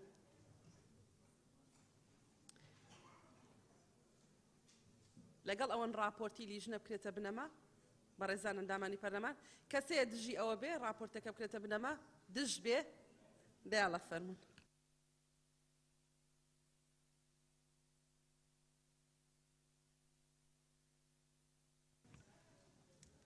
بەناوی خوای گەورە بەڕێز سەرۆکی پەرلەمان راپۆرتی لیژنەی تایبەتمەند کە ڕاستاندنی بۆ کراوە لەلایەن لیژنەی یاسایی لیژنەی کاروباری یاسایی ڕۆژی چوارشەممە ڕێکەوتی 5 دی 2022 کاتژمێر 12 نیوەڕۆ کۆبوونەوەی خۆی ئەنجامدا بە مەبەستی پێداچوونەوە و داڕشتنی یاسایی و دڵنیابوون لە دژنەبوونی دەقەکان لەگەڵ دەستور و یاساکار پێکراوەکان بەپێی حکومەکانی مادەی 85 بڕگەکانی یەکەم و سێم لە پەیڕەوی ناوخۆی پەرلەمان تایبەت بە راپۆرتی لیژنەی ئەوقاف و کاروباری ئاینی بۆ خوێندنەوەی دووەم سەبارەت بە پرۆژە یاسای هەمواری پیادەکردنی یاسای بەڕێوەبردننی ئەوقاف ژمارە 64 ساڵی 1966 هەموارکراو لە هەرێمی کوردستان داژ عێراق لیژنەی یاسایی ئەم داڕشتنەوەی خوارەوەی پێپەسەندە. ناونیشان پرۆژە یاسای هەمواری پیادەکردنی بەڕێوەبردننی ئەوقافی عێراقی ژمارە 64 ساڵی 1966 هەموارکراو لە هەرێمی کوردستان داژ عێراق. سەبارەت بە ناونیشان کێ قسەی هەیە بەڕێزان کاک بەڵێن فەرموون لەگەڵ ڕۆژان. بەڕێستەرۆکی پەرلەمان دیارە ناونیشانی پرۆژە یاساکە وشەی پیادەکردن و بەڕێوەبردن بەیەکەوە ڕاستیان تێنەگەیشتم لەوەی جیاوازیەکەیان چیە بۆیە پێشنیازەکەم وشەی پیادەکردنەکە لابرێ پرۆژە یاسای هەمواری بەڕێوەبردننی ئەوقافی عێراقی ژمارە 64 ساڵی 1966 هەموارکراو لە هەرێمی کوردستان داژ عێراق. ناتوانین بەپێی دەستوری عێراقی لای ببین لەبەرەوە ئێمە تعدیلی مباشرمان بۆ نییە تعدیلی تەطبیقمان بۆ هەیە. مەسەلەکە ئەوەیە ینی حاڵەتەکە دەستوریە. بەڵێ ڕۆژان خان فەرموو. بەڕێ سەرۆکە پەرلەمانی وشەیەکی ژێکی ماوژە پرۆژە یاسایی هەمواری پیادەکردنی یاسایی بەڕێوەبردننی ئەوقافی عێراقی ژمارە 64 ساڵی 1966. دروستە ئەوەی ڕۆژان خان دروستە مادەی یەکمان بۆ بخێنەوە بەڕێزان. بەڕێ سەرۆکی پەرلەمان مادەی یەک پیادەکردنی بڕگەی دوو لە مادەی دووەمی یاسای بەڕێوەبردنی ئەوقافی عێراقی ژمارە 64 ساڵی 1966 هەموار کراو هەموار دەکرێتەوە بەم شێوەیەی خوارەوە وەقفی پاشکۆ و ملحەق لە کاتی نەمانی تەولیە یان دەسەڵگرتنی لە ئەستۆکار متەوەلی بە بڕیارێکی ئەنجومەنی لێپرسینەوە یان لە دادگای باری کەسایەتی کە ڕێژەی 135 لە سەدای کۆی گشتی لە داهاتەکەی بەرامبەر بەڕێوەبردنی وەردەگیرێت. بەڵێ کێ قسەی هەیە لەسەر ئەو بابەتە؟ بەڵێ دەتان نووسین بەسەرچە. گوڵستان خان کاک بەڵێن کاک یاسین کاک شێخ زاهر.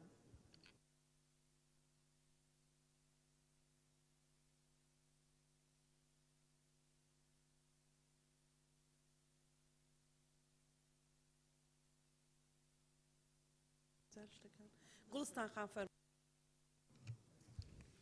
بەڕێز سەرۆکی پەرلەمان سەبارەت بە مادەی یەک پیادەکردنی بڕگەی دووەم لە مادەی دووهەم یاسای بەڕێوەبردنی ئەوقافی عێراقی ژمارە 64 ساڵی 1966 هەموارکراو پێشنیارەکەم بەم شێوەیە هەموار بکرێتەوە. کاتێک لە ئەستۆکار متەوەلی لە وەقفی پاشکۆدا نامێنێت و دەست هەڵەگرێت بە بڕیارێکی ئەنجومەنی لێپرسینەوە یا لە دادگای باری کەسی ڕێژەی لە 130 کۆی گشتی لە داهاتەکانی وەقفەکە بەرامبەر بە بەڕێوەبردنی وەردەگیرێت ئەمەش بەپێی بەو پێ لە 115 داهاتەکەی وەردەگرێت کە لە ئەستۆکار متوەلیەکەی تایبەتە هەروەها لە 115کەی وەردەگیرێت بەو پێی کە لە ئەستۆکار متوەلیەکی گشتیە. زۆر سپاس. بەڵێ زۆر سپاس کاک بەڵێن. بەڕێستەرۆکی پەرلەمان سەر ڕای پشتیوانی لە قسەکانی گوڵستان خان بەڵام جەناب فەرموود کە وشەی پیادەکردنەکە ناتوانین لابەرین بەڵام لە مادەی یەک پیادەکردنی بڕگەی دوو لە مادەی دوم یاسای بەڕێوەبردنی ئەوقاف هاتووە لەوێ لابراوە یعنی بۆ ناتوانین لە ناو نیشانەکە لای بێن بۆ لە ناوڕۆکی یاساکە توانین لای بێن. کاک بەڵێنگیان پیادەکردن یعنی تەطبیقی مادەی ئەوە نە هەموار دەکرێتەوە بەس هەموارەکە براوەتە ئەو دیو ئەگینا هەر تعدیل تەطبیقە. ئێستا بۆشاییەکێ بۆیە وا هەستەکەی خەلەل هەیە ئەوەی کە ڕۆژان خان وتی پرۆژە یاسای هەمواری پیادەکردنی یاسای بەڕێوەبردنی وشەی یاسا لەویا دیار نییە. بەڵێ کاک یاسین سپاس کاک بەڵێن. بەناوی خودای گەورە و میهرەبان بەڵێ سەرۆکی پەرلەمان لێرە کانەدا دەڵێ متەوەل سەتاسی دەبا یعنی مەقسەدی چێیە ڕوونکردنەوەی تەواو ئەو زەویە یاخود ئەو دوکانێک کە مەسەلەن کەسێک وەقف دەکا بۆ ئەوقاف یان دەیداتە مزگەوت دەیدات بە شتێکی خاوانەکەی بۆ چی خۆ نایمێنێ بۆ سەتاسی بدا یعنی ئەگەر ڕوونکردنەوەی تەواو مام دەنێ ئەو سەتاسیە بۆ چێیە لەبەرە تۆ کە ئەتۆ ئەو تەدا بە مزگەوتی مڵکی تۆ نامێنێ دەبێ بە ئەوقاف کەواتە من کەدام پێ ئەم سەتاسی بۆ چ هەڵگرمەوە بۆ چێمە بۆچی بۆ کابرا بمێنێتەوە سپاس بەس لە مادەی دووەکە بەوازحی هاتووە کە بۆچی بەکارەهێنێ کاک شێخ زاهر فەرمو لە مادەی دووی تعدیلەکە کاک شێخ فەرمو بەڕێ سەرۆکی پەرلەمان وەڵام من بەس تێبینێکی گچکە لەسەر وابزانم خەتایکی ئیملایی هەیە نووسرا دادگای باری کەسایەتی دادگای باری کەسی و زۆر سپاس بەڵێ زۆر سپاس مادەی دوای ئەومان بۆ بخێنەوە مادەی دوو پیادەکردنی بڕگەی یەک لە مادەی چوارەمی یاسای بەڕێوەبردننی ئەوقافی عێراقی ژمارە 64 ساڵی 1966 هەموار کرا و هەموار دەکرێتەوە بەم شێوەی خوارەوە دیوان چاودێری ئەوقاف پاشکۆ ملحەق و لێپرسینەوە لە ئەستۆکارانی متەوەلی دەکات و ڕێژەی سی لە سەدای کۆی گشتی داهاتەکانی بەرامبەر ئەمە وەردەگرێت و داوا بەردەکاتەوە بۆ ڕێگەگرتن لە گۆڕینی وەقفکراو بۆ ملک بە شێوەی زێدەڕۆیی بەمەرجێ جێبەجێکردنی مەرجەکانی واقف و خەرجکردنی ڕێژەکە لە نۆژەنکردنەوەی مزگەوت و حوجرە و قوتابخانە ئیسلامیەکان بەڕێزان کێ قسەی لەسەر و مادەیە هەیە کاک جەمال و سەوسەن خان و بیارنووسە کاک بەڵێن کاک یاسین کاک یاسین فەرموو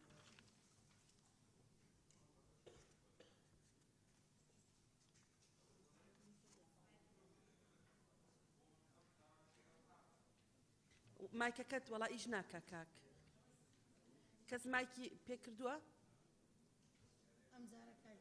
ئێستا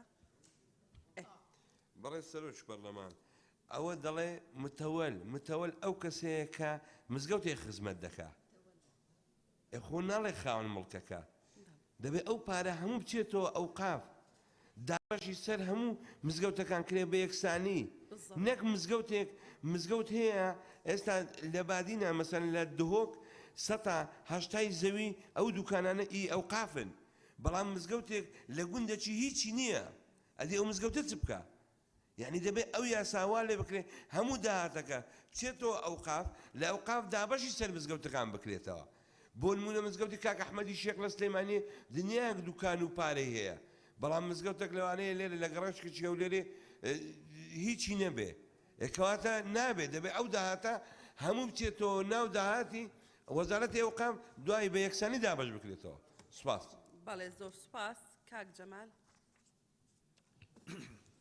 بەرەسەرۆکی پەرلەمان و لا من تێبینیم لەسەر کۆی هەمواری ئەو پرۆژە یاسا هەیە پێم باشە لیژنەی یاسایی و لیژنەی تایبەتمەندیش هەموو لیژنەکان کاتێک هەموارێک دێ یاسا کۆنەکە ئەو بڕگانێک کە ئەو مادانەی هەموار دەکرێنەوە هاوپێز بکرێت لەگەڵ ئەو هەموارێکە دەمانەوێت هەمواری بکەین و زۆر سپاس بەڵێ زۆر سپاس سەوسەن خان بەڕێز سەرۆکی پەرلەمان لە ڕاستیدا ئەم مادەیە کە هەمووە کرایتەوە چوار دێڕە بەڵام بەداخەوە هەڵەی ڕێزمانی زۆری تێدایە بۆ نمونە دیوان چاودێری ئەوقاف پاشکۆ بەڕاستی هیچ مانایەک نادا هیچ ڕەبتێکیان پێکەوە نییە ئایا دیوانی چاودێری ئەوقاف پاشکۆیە و هەروە لە دوای ئەوە کە دەڵێ ئەست و کارانی شێک و شەیە چکە دەبی پێکەوە بنووسرێ و هەروەها لە ڕستەی سێەم گۆڕینی نووسرا گوڕینی ڕێنی ئەمەش هەڵەیە بەڕاستی ئەمەش چاک بکرێتەوە و دیسا زێدەڕۆیی هەیە کە ئەمەش دیسا هەر هەڵی تێدایە ئەو ئەمزەیە زیادە هەرو تێبینیانم هەبوو هیوادارم چاک بکرێن زۆر سپاس بەڵێ زۆر سپاس بەشێکی بەکارهێنانی ئەو وشانە پەیوەندی بە ئێمەوە نییە خۆی ئەو قانونە لە 66 کە دەرچووە بەو شێوەیە دەرچووە ئێمە ناتوانین گۆڕانکاری جەزری لەو مستەڵەحاتانە بکەین کە لە ئەسڵی قانونەکە هەیە چکە قانونەکە لە هەرێمی کوردستان بەرکارەوە بەڕێزان لە لیژنەی تایبەتمەند و لیژنەی یاسایی تقریبا نتوانم بڵێم دەستیان گیراوە لەوەی بە حڕێتی خۆیان دەستکاری بکەن کاک بەڵێن فەرموو بەڕێز سەرۆکی پەرلەمان دیارە من پێشنیازی یەکەم لەوەی مادەی دوو ئەگەر بەڕێزان لە لیژنەی قانونی پێشتر وەڵامێک هەبێ لەسەر ئەوەی کە ئەڵێ کار بە دەقی هیچ یاسا بڕیارێک ناکرێت لەگەڵ حکومەکانی یاسایە ناکۆک بێ خەرجی و داهاتەکان لە خەرجی و داهاتەکانی ئەوقاف ئەکەوێتە ژێر کێفی دیوانی ڕقابەی مالی یان نا ئەگەر ناکەوێت من پێشنیازەکەم پیادەکردنی بڕگەی سێم لە مادەی سێ یاساکە لێرە جێگە بکرێتەوە بەم شێوازی خوارەوە هەموار بکرێتەوە داهات و خەرجیەکانی ئەوقاف لەژێر چاودێری دیوانی چاودێری دارایی دەبێت بە پێی یاسا و ڕێنمایە کارپێکراوەکان لە هەرێمی کوردستان. زۆر سپاس. بەڵێ زۆر سپاس. مادەی دوای ئەومان بۆ بخوێنەوە بەڕێزان. مادەی سێ پێویستە لەسەر لایەنە پەیوەندیدارەکان حکومەکانی ئەم یاسایە جێبەجێ بکەن. بەڵێ بەڕێزان. مادەی دوای ئەومان بۆ بخوێنەوە. مادەی چوار کار بە دەقی هیچ یاسا و بڕیارێک ناکرێت کە لەگەڵ حکومەکانی ئەم یاسایەدا ناکۆک بێت. کێ قسەیە بەڕێزان دوای ئەوە؟ مادەی پێنج ئەم یاسایە لە ڕێکەوتی بڵاوکردنەوەی لە ڕۆژنامەی فەرمی وەقایعی کوردستان جێبەجێ دەکرێت. بەڵێ زۆر سپاس. کێ قسەی هەیە؟ هۆیەکانی دەرچواندن. هۆیەکانی دەرچواندن بە مەبەستی ڕێخستنی داهات و خەرجیەکان لە وەقفەکانی پاشکۆ مولحەق بۆ خزمەتکردنی مزگەوت و حوجرە و قوتابخانەی ئیسلامیەکان بە مەرجی لە بەرچاوگرتنی مەرجەکانی واقف ئەو یاسایە دەرچوێنرا. بەڵێ کێ قسەی هەیە؟ بەڵێ ڕۆژناخە. برای سروکا پارلمانی وشایك بيت إضافة كرنه في شكل بيت دارشتنه بمبسط رخصتني دهات و خرجيكان لوقفكاني پاشکو ملحق و بکارهنانی بو خدمت کردنی مزگوت و حجره و قطابخانه اسلامیکان به مرجی لبرچاو گرتنی مرجکانی واقف او یاسایه در چون را.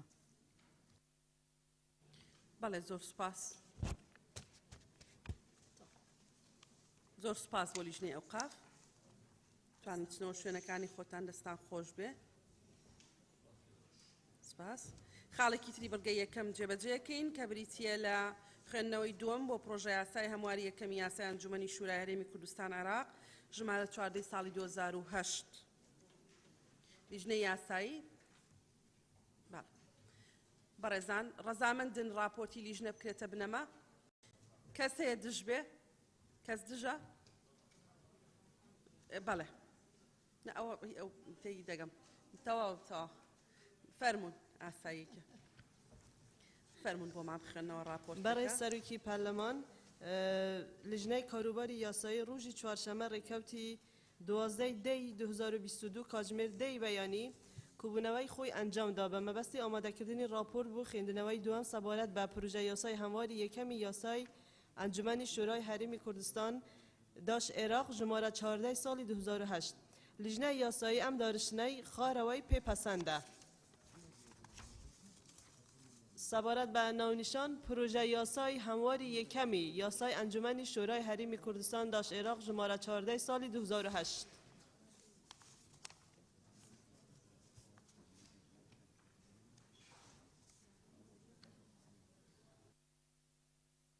بەڵێ کێ لەسەر ناونیشان قسەی هەیە بەڕێزان؟ مادەی یەکەممان بۆ بخوێنەوە. سەبارەت بە مادە یەک دەقی مادە یەکەمی یاساکە هەموار دەکرێت بە زیادکردنی سێ برگە و بەم شێوەیە خارەوە دەخوێندرێتەوە. یەکەم هەرێمی کوردستان داش عێراق، دووەم وەزیری داد لە هەرێم، سێیەم ئەنجومەنی شورای هەرێم، چوارەم سەرۆکی ئەنجومەنی شورا، پێنجەم ڕاوێژکار لە ئەنجومەن، شەشەم ڕاوێژکاری یاریدەدەر لە ئەنجومەن. کێ قسەی هەیە بەڕێزان؟ فەرموو. مادەی دوای ئەومان بۆ بخوێن. کاکشە.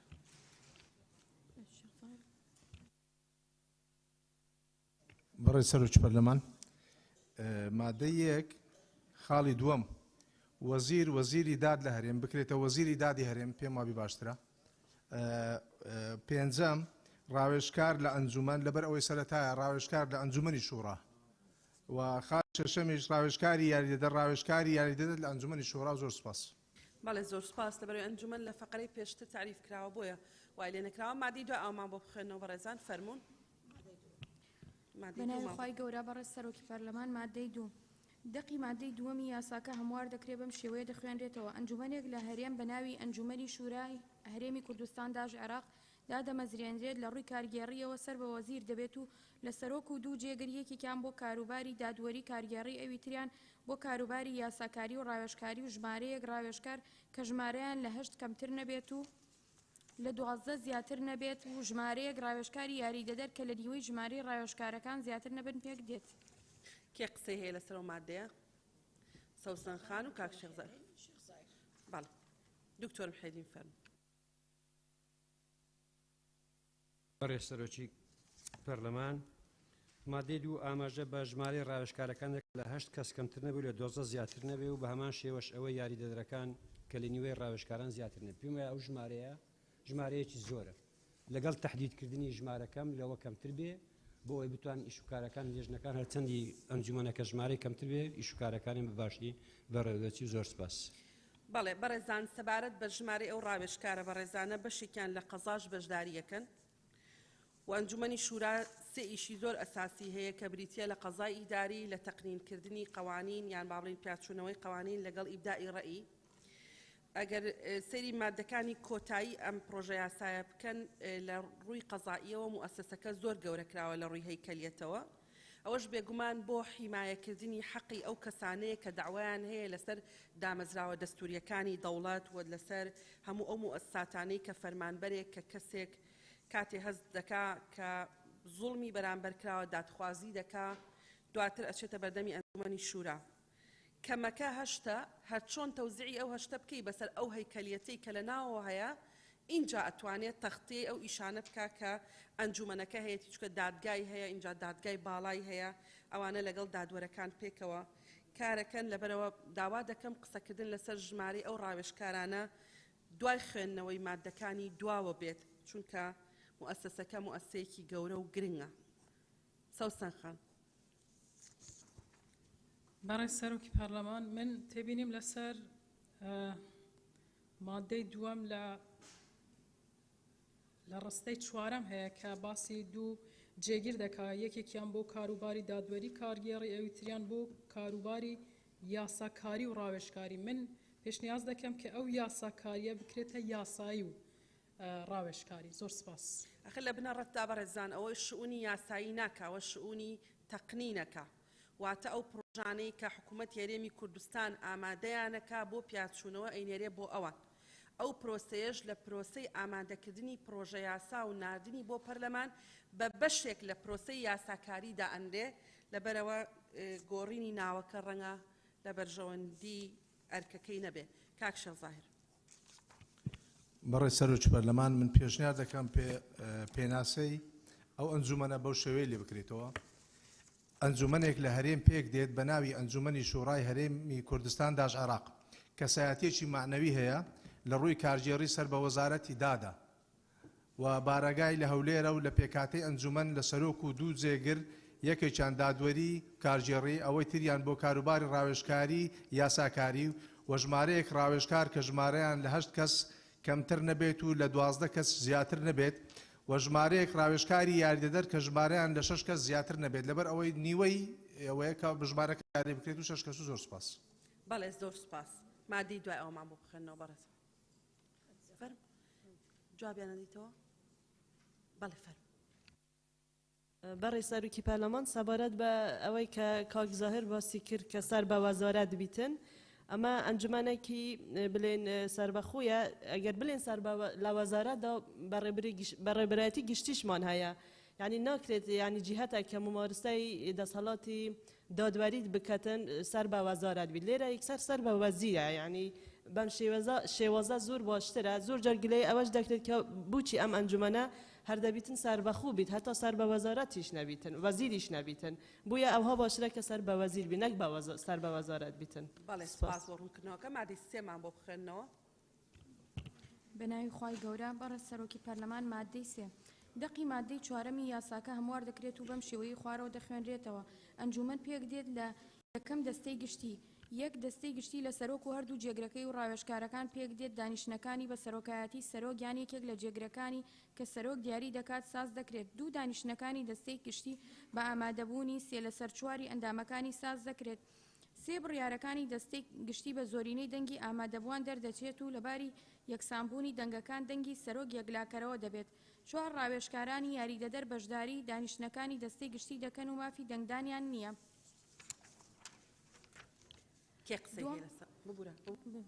دووەم دەستەی سەرۆکایەتی لە سەرۆک و جێگرەکانی و دوو دێرینترین ڕاوێژکاری ئەنجومەن پێک دێت.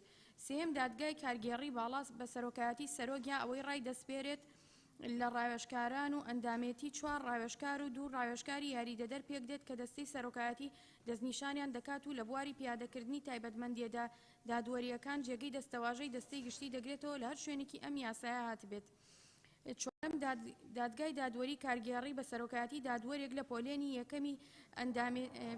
یەکەم و ئەندامێتی دوو دادوەر لە پۆلێنی دووەم یان سێەم یان ئەندامێتی دادوەرێک و ڕاوێژکارێک پێک دێت و جێگەی دەستەواژەی دادگای کارگێڕی دەگرێتەوە لە هەر شوێنێکی ئەم یاسایە و هەر یاسایەکی دیکەی بەرکار لە هەرێم هاتبێت.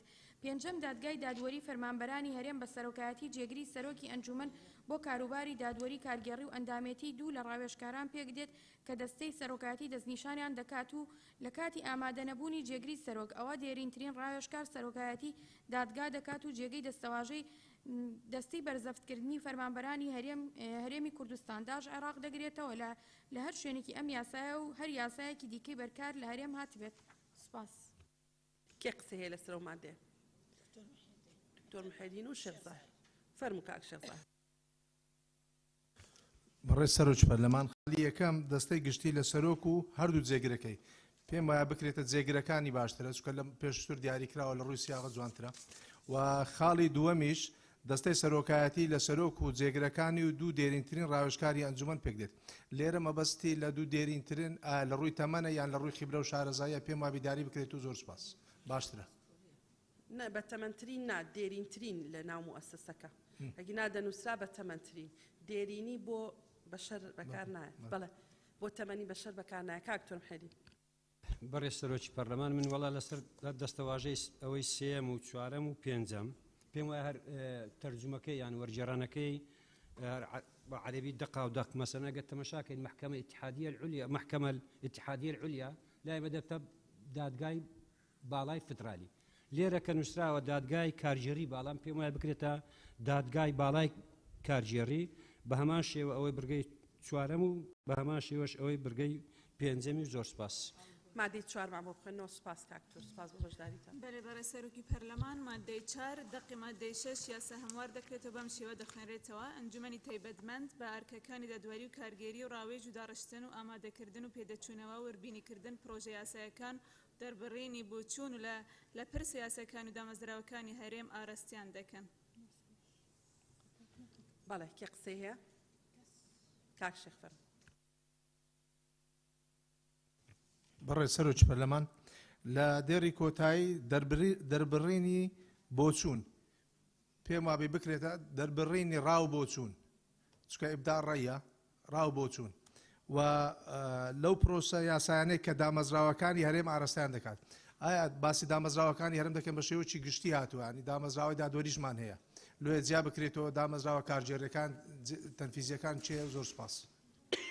زۆر سپاس.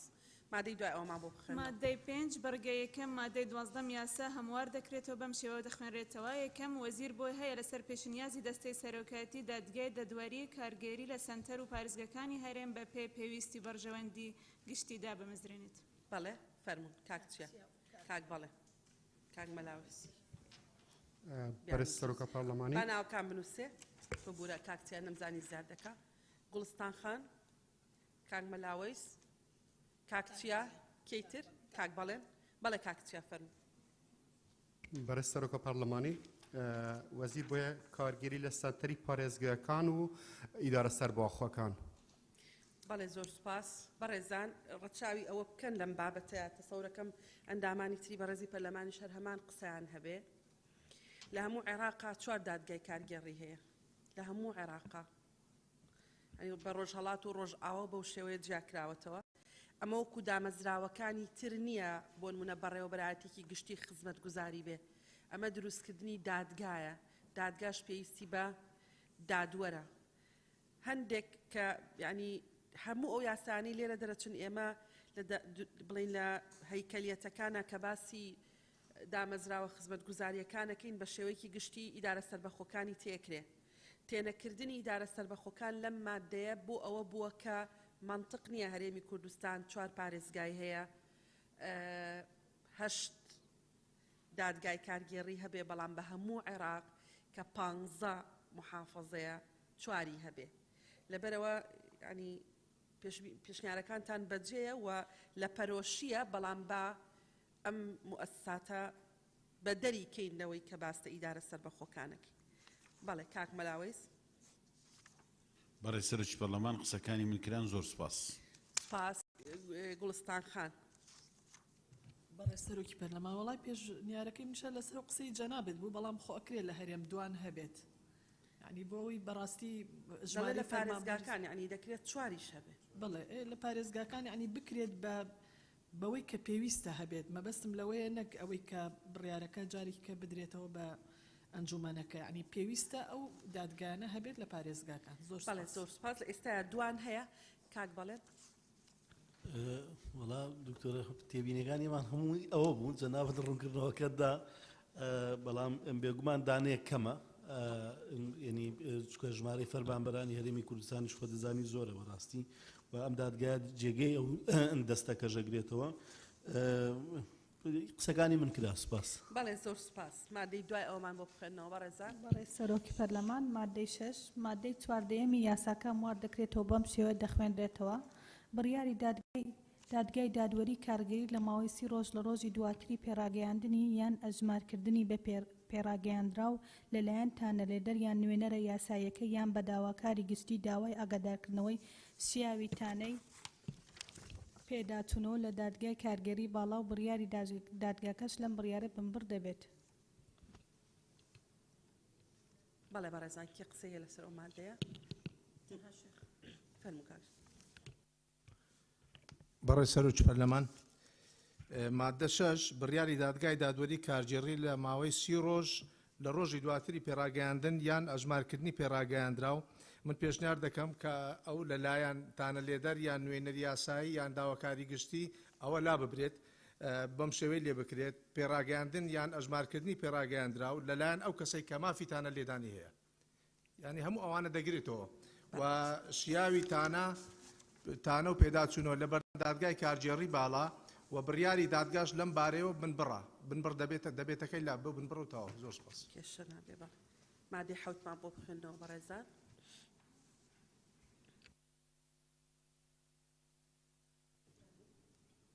مادە حەوت دەقی مادەی 17یەمی یاساکە موار دەکرێت بەم شێوەی خوارەوە دەخوێنرێتەوە یەکەم مەرجەبەر لە پێشکەشکردنی تانە بۆ دادگای دادوەری کارگەری دادخوازی بۆ بڕیارەکە لای ئەو لایەنەی بڕیارەکەی دەرکردویان سەرۆکایەتی ئەو لایەنەی بڕیارەکەی دەرکردووە بکرێت لە ماوەی 30 ڕۆژ لەلایەن ڕێکەوتی پێڕاگەیاندنی کەسی خاوەن بەرژەوەندی بە بڕیارە کارگەڕیەکە یان ئەژمارکردنی بە پێڕاگەیاندراو پێویستە لەسەر ئەو لایەنە کارگەریەش لەو ماوەی 30 ڕۆژ لە ڕێکەوتی تۆمارکردنی دادخوازیەکەی تێڕوانینی بۆ بکات دووەم لە کاتی تێڕوانین لە دادخوازیەکە یان ڕەتکردنەوە لەلایەنی لایەنی کارگەری تایبەتمەندەوە ئەوە پێویستە لەسەر کەسی دادخواز لە ماوەی 30 ڕۆژی لە ڕێکەوتی ڕەتکردنەوەی دادخوازیەکەی بەڕاشکاوی یان بە حوکمی تانەی خۆی پێکەش بە دادگا بکات یان بە پێچەوانە مافی تانەلێدانی لە بڕیارەکە لەدەست دەدات سێیەم لە دەستدانی مافی تانەلێدان بە پێی بڕگەی دووەمی ئەم مادەیە ڕێگرت نابێت لە داواکردنی قەرەبوو لە بەردەم دادگای دادوەری کارگەری لەو زیانانەی دەرئەنجامی ئەو بڕیارە پێکەوتون کێ قسەیە لەسەر ئەو مادەیە کاک چیا فەرموو بەڕێ سەرۆکە پەرلەمانی لەسەر کەسی داخواست لە ماوەی 30 ڕۆژ ez barkim 30 roj kême eger bikite 40 roj tana lêdan berkê ser hindek haletên taybet hebin 10 roj lê bête zêdekin yan 15 roj zor spas. بەڵێ زۆر سپاس فەرموو کاک شێزایە بەڕێ سەرۆکی پەرلەمان بەڵام پرسیارەکەم پێم وابێ ئەو 30 ڕۆژە لە پێشووتر 15 ڕۆژ بوو لۆ بوویتە 30 ڕۆژ ئایا چ سوودێک بەو کەسە دەگەێنێ کە تەزەلومی لێکرا زۆر سپاس بەڵێ زۆر سپاس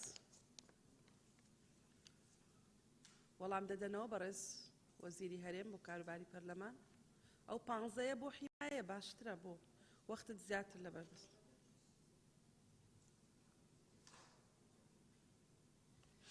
بەڕێز سەرۆکی پەرلەمان دیارە تەوحیدی تەوقیتەکان کراوە لە کۆبوونەوەی ئەنجومەنی وەزیرانیش باس کرا بۆ تەوحیدکردن بوو ئەوەی عێراقیش هەر 30 ڕۆژە لێرانەش هەمووی تەوحید کرا و کرا بە 30 ڕۆژ وایان بە باشتر زانی وەزارەتی مختص زۆر بەڵێ سپاس مادەی هەشتمان بۆ بخوێنەوە ڕێزا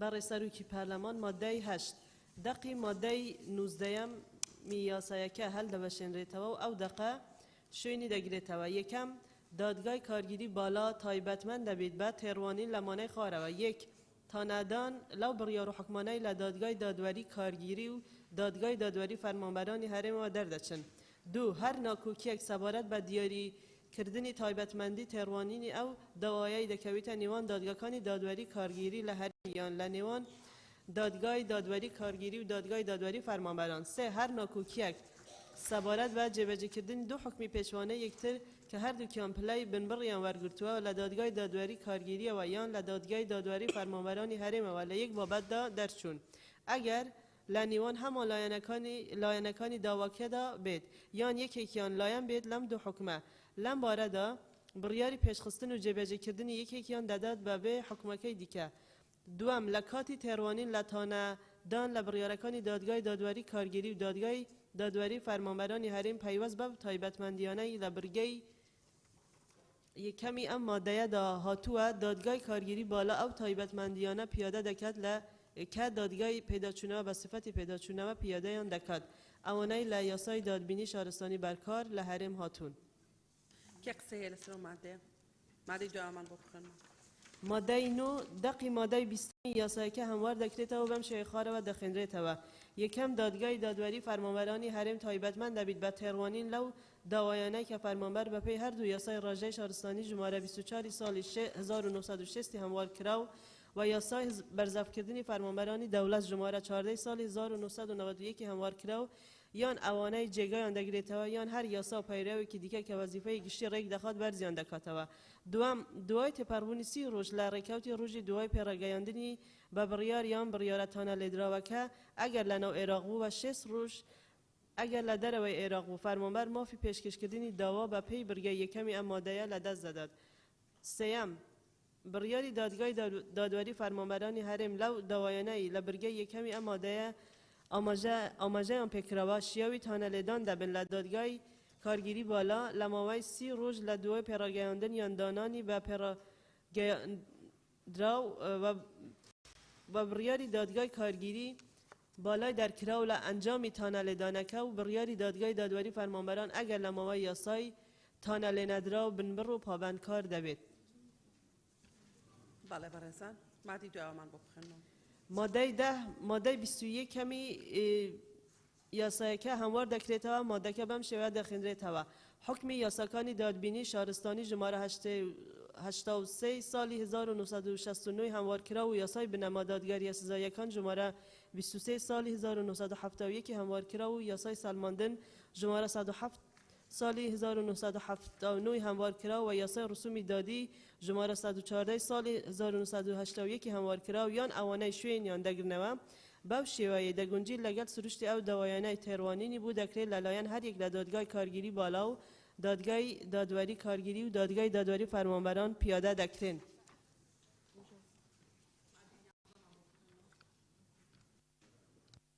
برای سروکا پارلمانی ماده 11 دقی ماده 22 یاساکە هەموار دەکرێتەوە و بەم شێوەیە دەخوێنرێتەوە دەستەی سەرۆکایەتی ئەم ئەرکانەی خوارەوە پیادە دەکات یەکەم ناردنی پروژه یاساکان و هەر داواکاریەکی ڕاو بووچوونی یاسایی نێردراو بووی بەپێ حکومەکانی ئەم یاسا بوو دەستەی گشتی بە مەبەستی تاوتوێکردنیان و دەرکردنی بڕیاری پێویست لە بارەیانەوە دووەم ساڵانە یان لە کاتێکی پێویستدا راپۆرتێک سەبارەت بەبوونی کەموکوری و ئالوزی لە یاسا بەرکارەکان زێدەڕووی و خراپ بەکارهێنانی دەسەڵاتی کارگێری ئاراستەی سەرۆکایەتی ئەنجومەنی وەزیران دەکات سپاس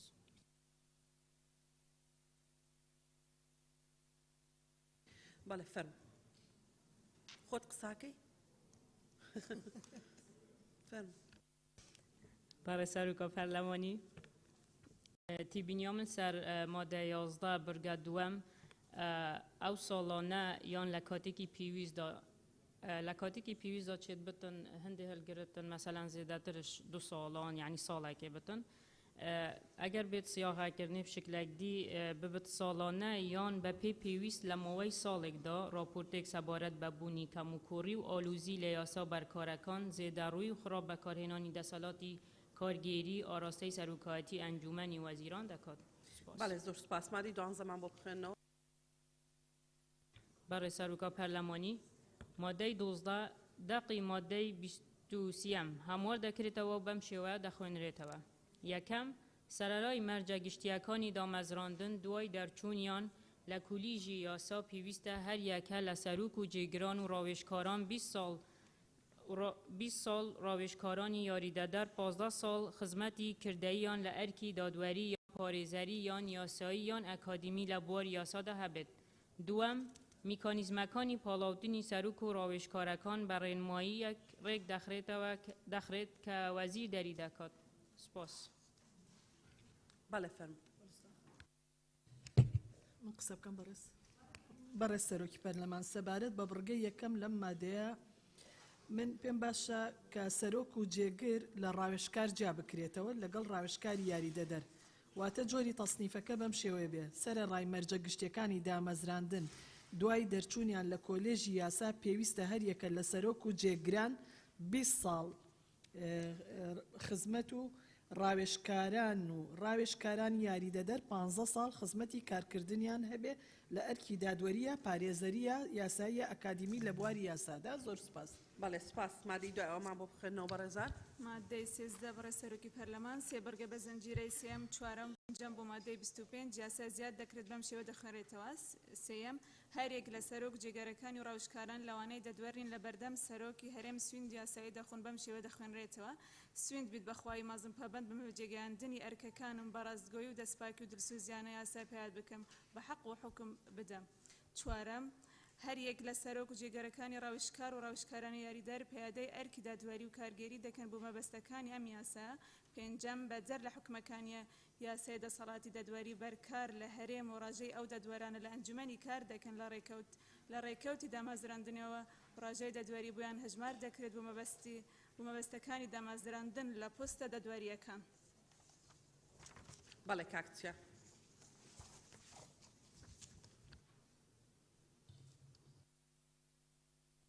برای سروکا پارلمانی بابت سوندخارنه رچاوی آیم بیتا کرنه لی بیتا زیده کرنه. زور سپاس.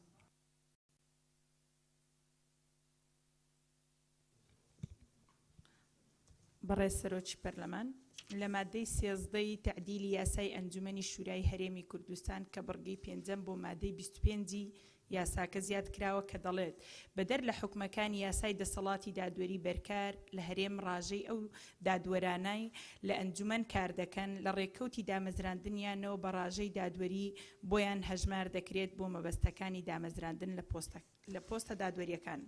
بەڕێزان ئەم بڕگێ تعاڕوز دەکات لەگەڵ یاسای دەسەڵاتی دادوەری کارپێکرا و لە هەرێمدا چونکە ناکرێت دامەزراندنی دادوەران لە پۆستەکانی دادگای تەمیز ئیستیسنا بکرێت لە یاساکە کە تایبەت بێت بە ڕاژەی دامەزراندنی دادوەران. بۆ نمونە کاتێک دادوەرێک لە پۆستی دادوەری دادگای تەمیز دادەمەزرێت دەبێت پلەی یەک بێت هەروەها دەبێت ئیستینافی بینی بێت ئەوانەی بەرز بۆ دامەزراندن لە دادگای تەمیز بۆیان ناکرێت ئیستیسنا بکرێت بۆیە ناکرێت ئیستیسنا بکرێت لەم مەرجانە بە پێچەوانەی یاسای دەسەڵاتی دادوەری دابمەزرێت. بۆیە ئەم بڕگەی پێنجە زیادە چونکە هەر دادوەرێک لە هەر شوێنێک کار بکات بە خزمەتی دادوەری بۆی هەژمار دەکرێت. سپاس. بەڵێ کاک عەباس. بەڕێز سەرۆکی پەرلەمان قسەکە من شیرین خان کردی سوپاس پشتیوان ڕایەکەی دەکەم. بەڵێ زۆر سپاس مادەی دوای ئەومان بۆ بخێنەوە. مادەی 14 بەڕێز سەرۆکی پەرلەمان بەرگەکانی یەکەم و دووەم لە مادەی 26 یاسای هەموار دەکرێت بەم شێوە دەخوێنرێتەوە. یەکەم سەرۆک بە پلەی تایبەت دەبێت موچە و دەرمالە و برێکاری وەزارەت وەردەگرێت. دووەم جێگرانی سەرۆک و ڕاوشکاران بە پلەی تایبەت دەبن موچەی دەرمالە ڕاوشکار وەردەگرن. کێ قسەیە لەسەر مادەی 14 مادەی 15مان بۆ بخێنەوە. برای سەرۆکی پەرلەمان مادەی 15 بڕگەی یەکەم لە مادەی 27 یاسایەکە هەموار دەکرێتەوە بەم شێوە دەخوێنرێتەوە. یەکەم وەزیر بە ڕەزامەندی وەزیری خوێندنی بالا و توژینەوەی زانستی بووی هەیە. 4 لە ئەندامانی دەستەی وانەوتنەوە لە زانکۆکانی هەرێم ئینتیدا بکات لەوانەی بڕوانامەی دکتۆرایان لە یاسادا هەیە و پلەی زانستیان لە پرۆفسوری یاریدەدەر کەمتر نییە. ئەمەش بە ڕەزەمەندی نووسراوی خۆیان وەک ڕاوێژکاری تەرخانکەر بوو ماوەی 3 ساڵ کە یارای نوێکردنەوەیە بوو یەک جار. بوو ئەمە بەستەش هەمان ماف و شایستەی دارایی و جیاوگەکانی ڕاوێژکاری ڕاژەی ئەنجومەنیان دەبێت. مادەی دوایەمان بۆ بخوێنەوە. مادەی 16 دەقی مادەی 34 یاسایەکە هەموار دەکرێتەوە بەم شێوەیە خارەوە دەخێندرێتەوە. یەکەم وەزیر ڕێنمایی پێویست بۆ ئاسان جێبەجێکردنی حکومەکانی ئەم یاسایە دەردەکات. دووەم ئەنجومەن دەتوانێت پەیرەوێکی ناوخۆ بخۆی دەربکات. بەڵێ بەڕێزان کێ قسەی هەیە دوای ئەومان بۆ بخوێنەوە. مادەی 17 کار بە دەقی هیچ یاسا و بڕیارێک ناکرێت کە لەگەڵ حکومەکانی ئەم یاسایەدا ناکوک بێت. مادەی دوای ئەوە. مادەی 18 پێویستە لەسەر لایەنە پەیوەنددارەکان حکومەکانی ئەم یاسایە جێبەجێ بکەن. بەڵێ دوای ئەوە. مادەی 19 ئەم یاسایە لە ڕێکەوتی بەلاوکردنەوەی لە ڕۆژنامەی فەرمی وەقای کوردستان جێبەجێ دەکرێت. بەڵێ دوای ئەوە. هویەکانی دەرچواندن ڕێخستنەوەی پێکهاتە و دەسەڵات و تایبەتمەندی ئەنجومەنی شورای هەرێم و بە شێوەیەک لێهاتووی و توانایی خێرایی لە بوارەکانی یاساکاری و ڕاوێژکاری یاسایی و بیرۆڕادەربرین دەسەبەر دەکات ئەم یاسایە دەرچوێنرا. بەڵێ زۆر سپاس بۆ بەڕێزان بە بەڕێزان لە لیژنەی یاسایی بڕۆنە شوێنەکانی خۆتان. زۆر زۆر سپاس. بەڵێ تەواو زۆر زۆر سپاس.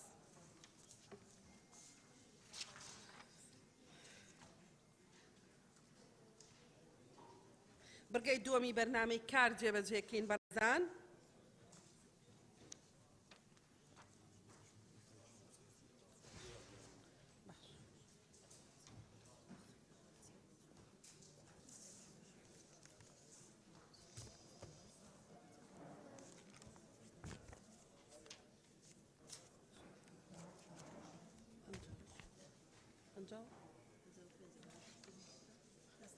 زۆر زۆر سپاس بۆ ئامادەبوونتان بەڕێزان. سپاس بۆ ئامادەبوونی بەڕێز وەزیری هەرێم و بۆ ئامادەبوونی بەڕێزدا دووەر دکتۆر سەردار سەرۆکی ئەنجومەنی شورای هەرێم.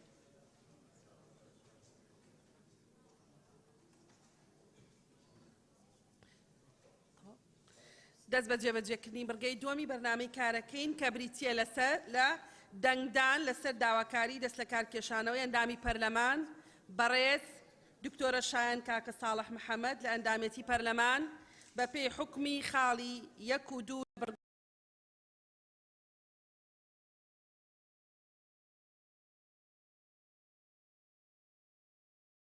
بڕگەی دووەمی مادەی 25 لە پەیڕەوی ناوخۆی پەرلەمانی کوردستان هەر ئەندامێکی بەڕێزی پەرلەمان ڕەزامەندە بە داواکاری دەست لە کارکێشانەوەی بەڕێز دکتۆرە شایان با بفەرمێ دەست بەرزکاتەوە.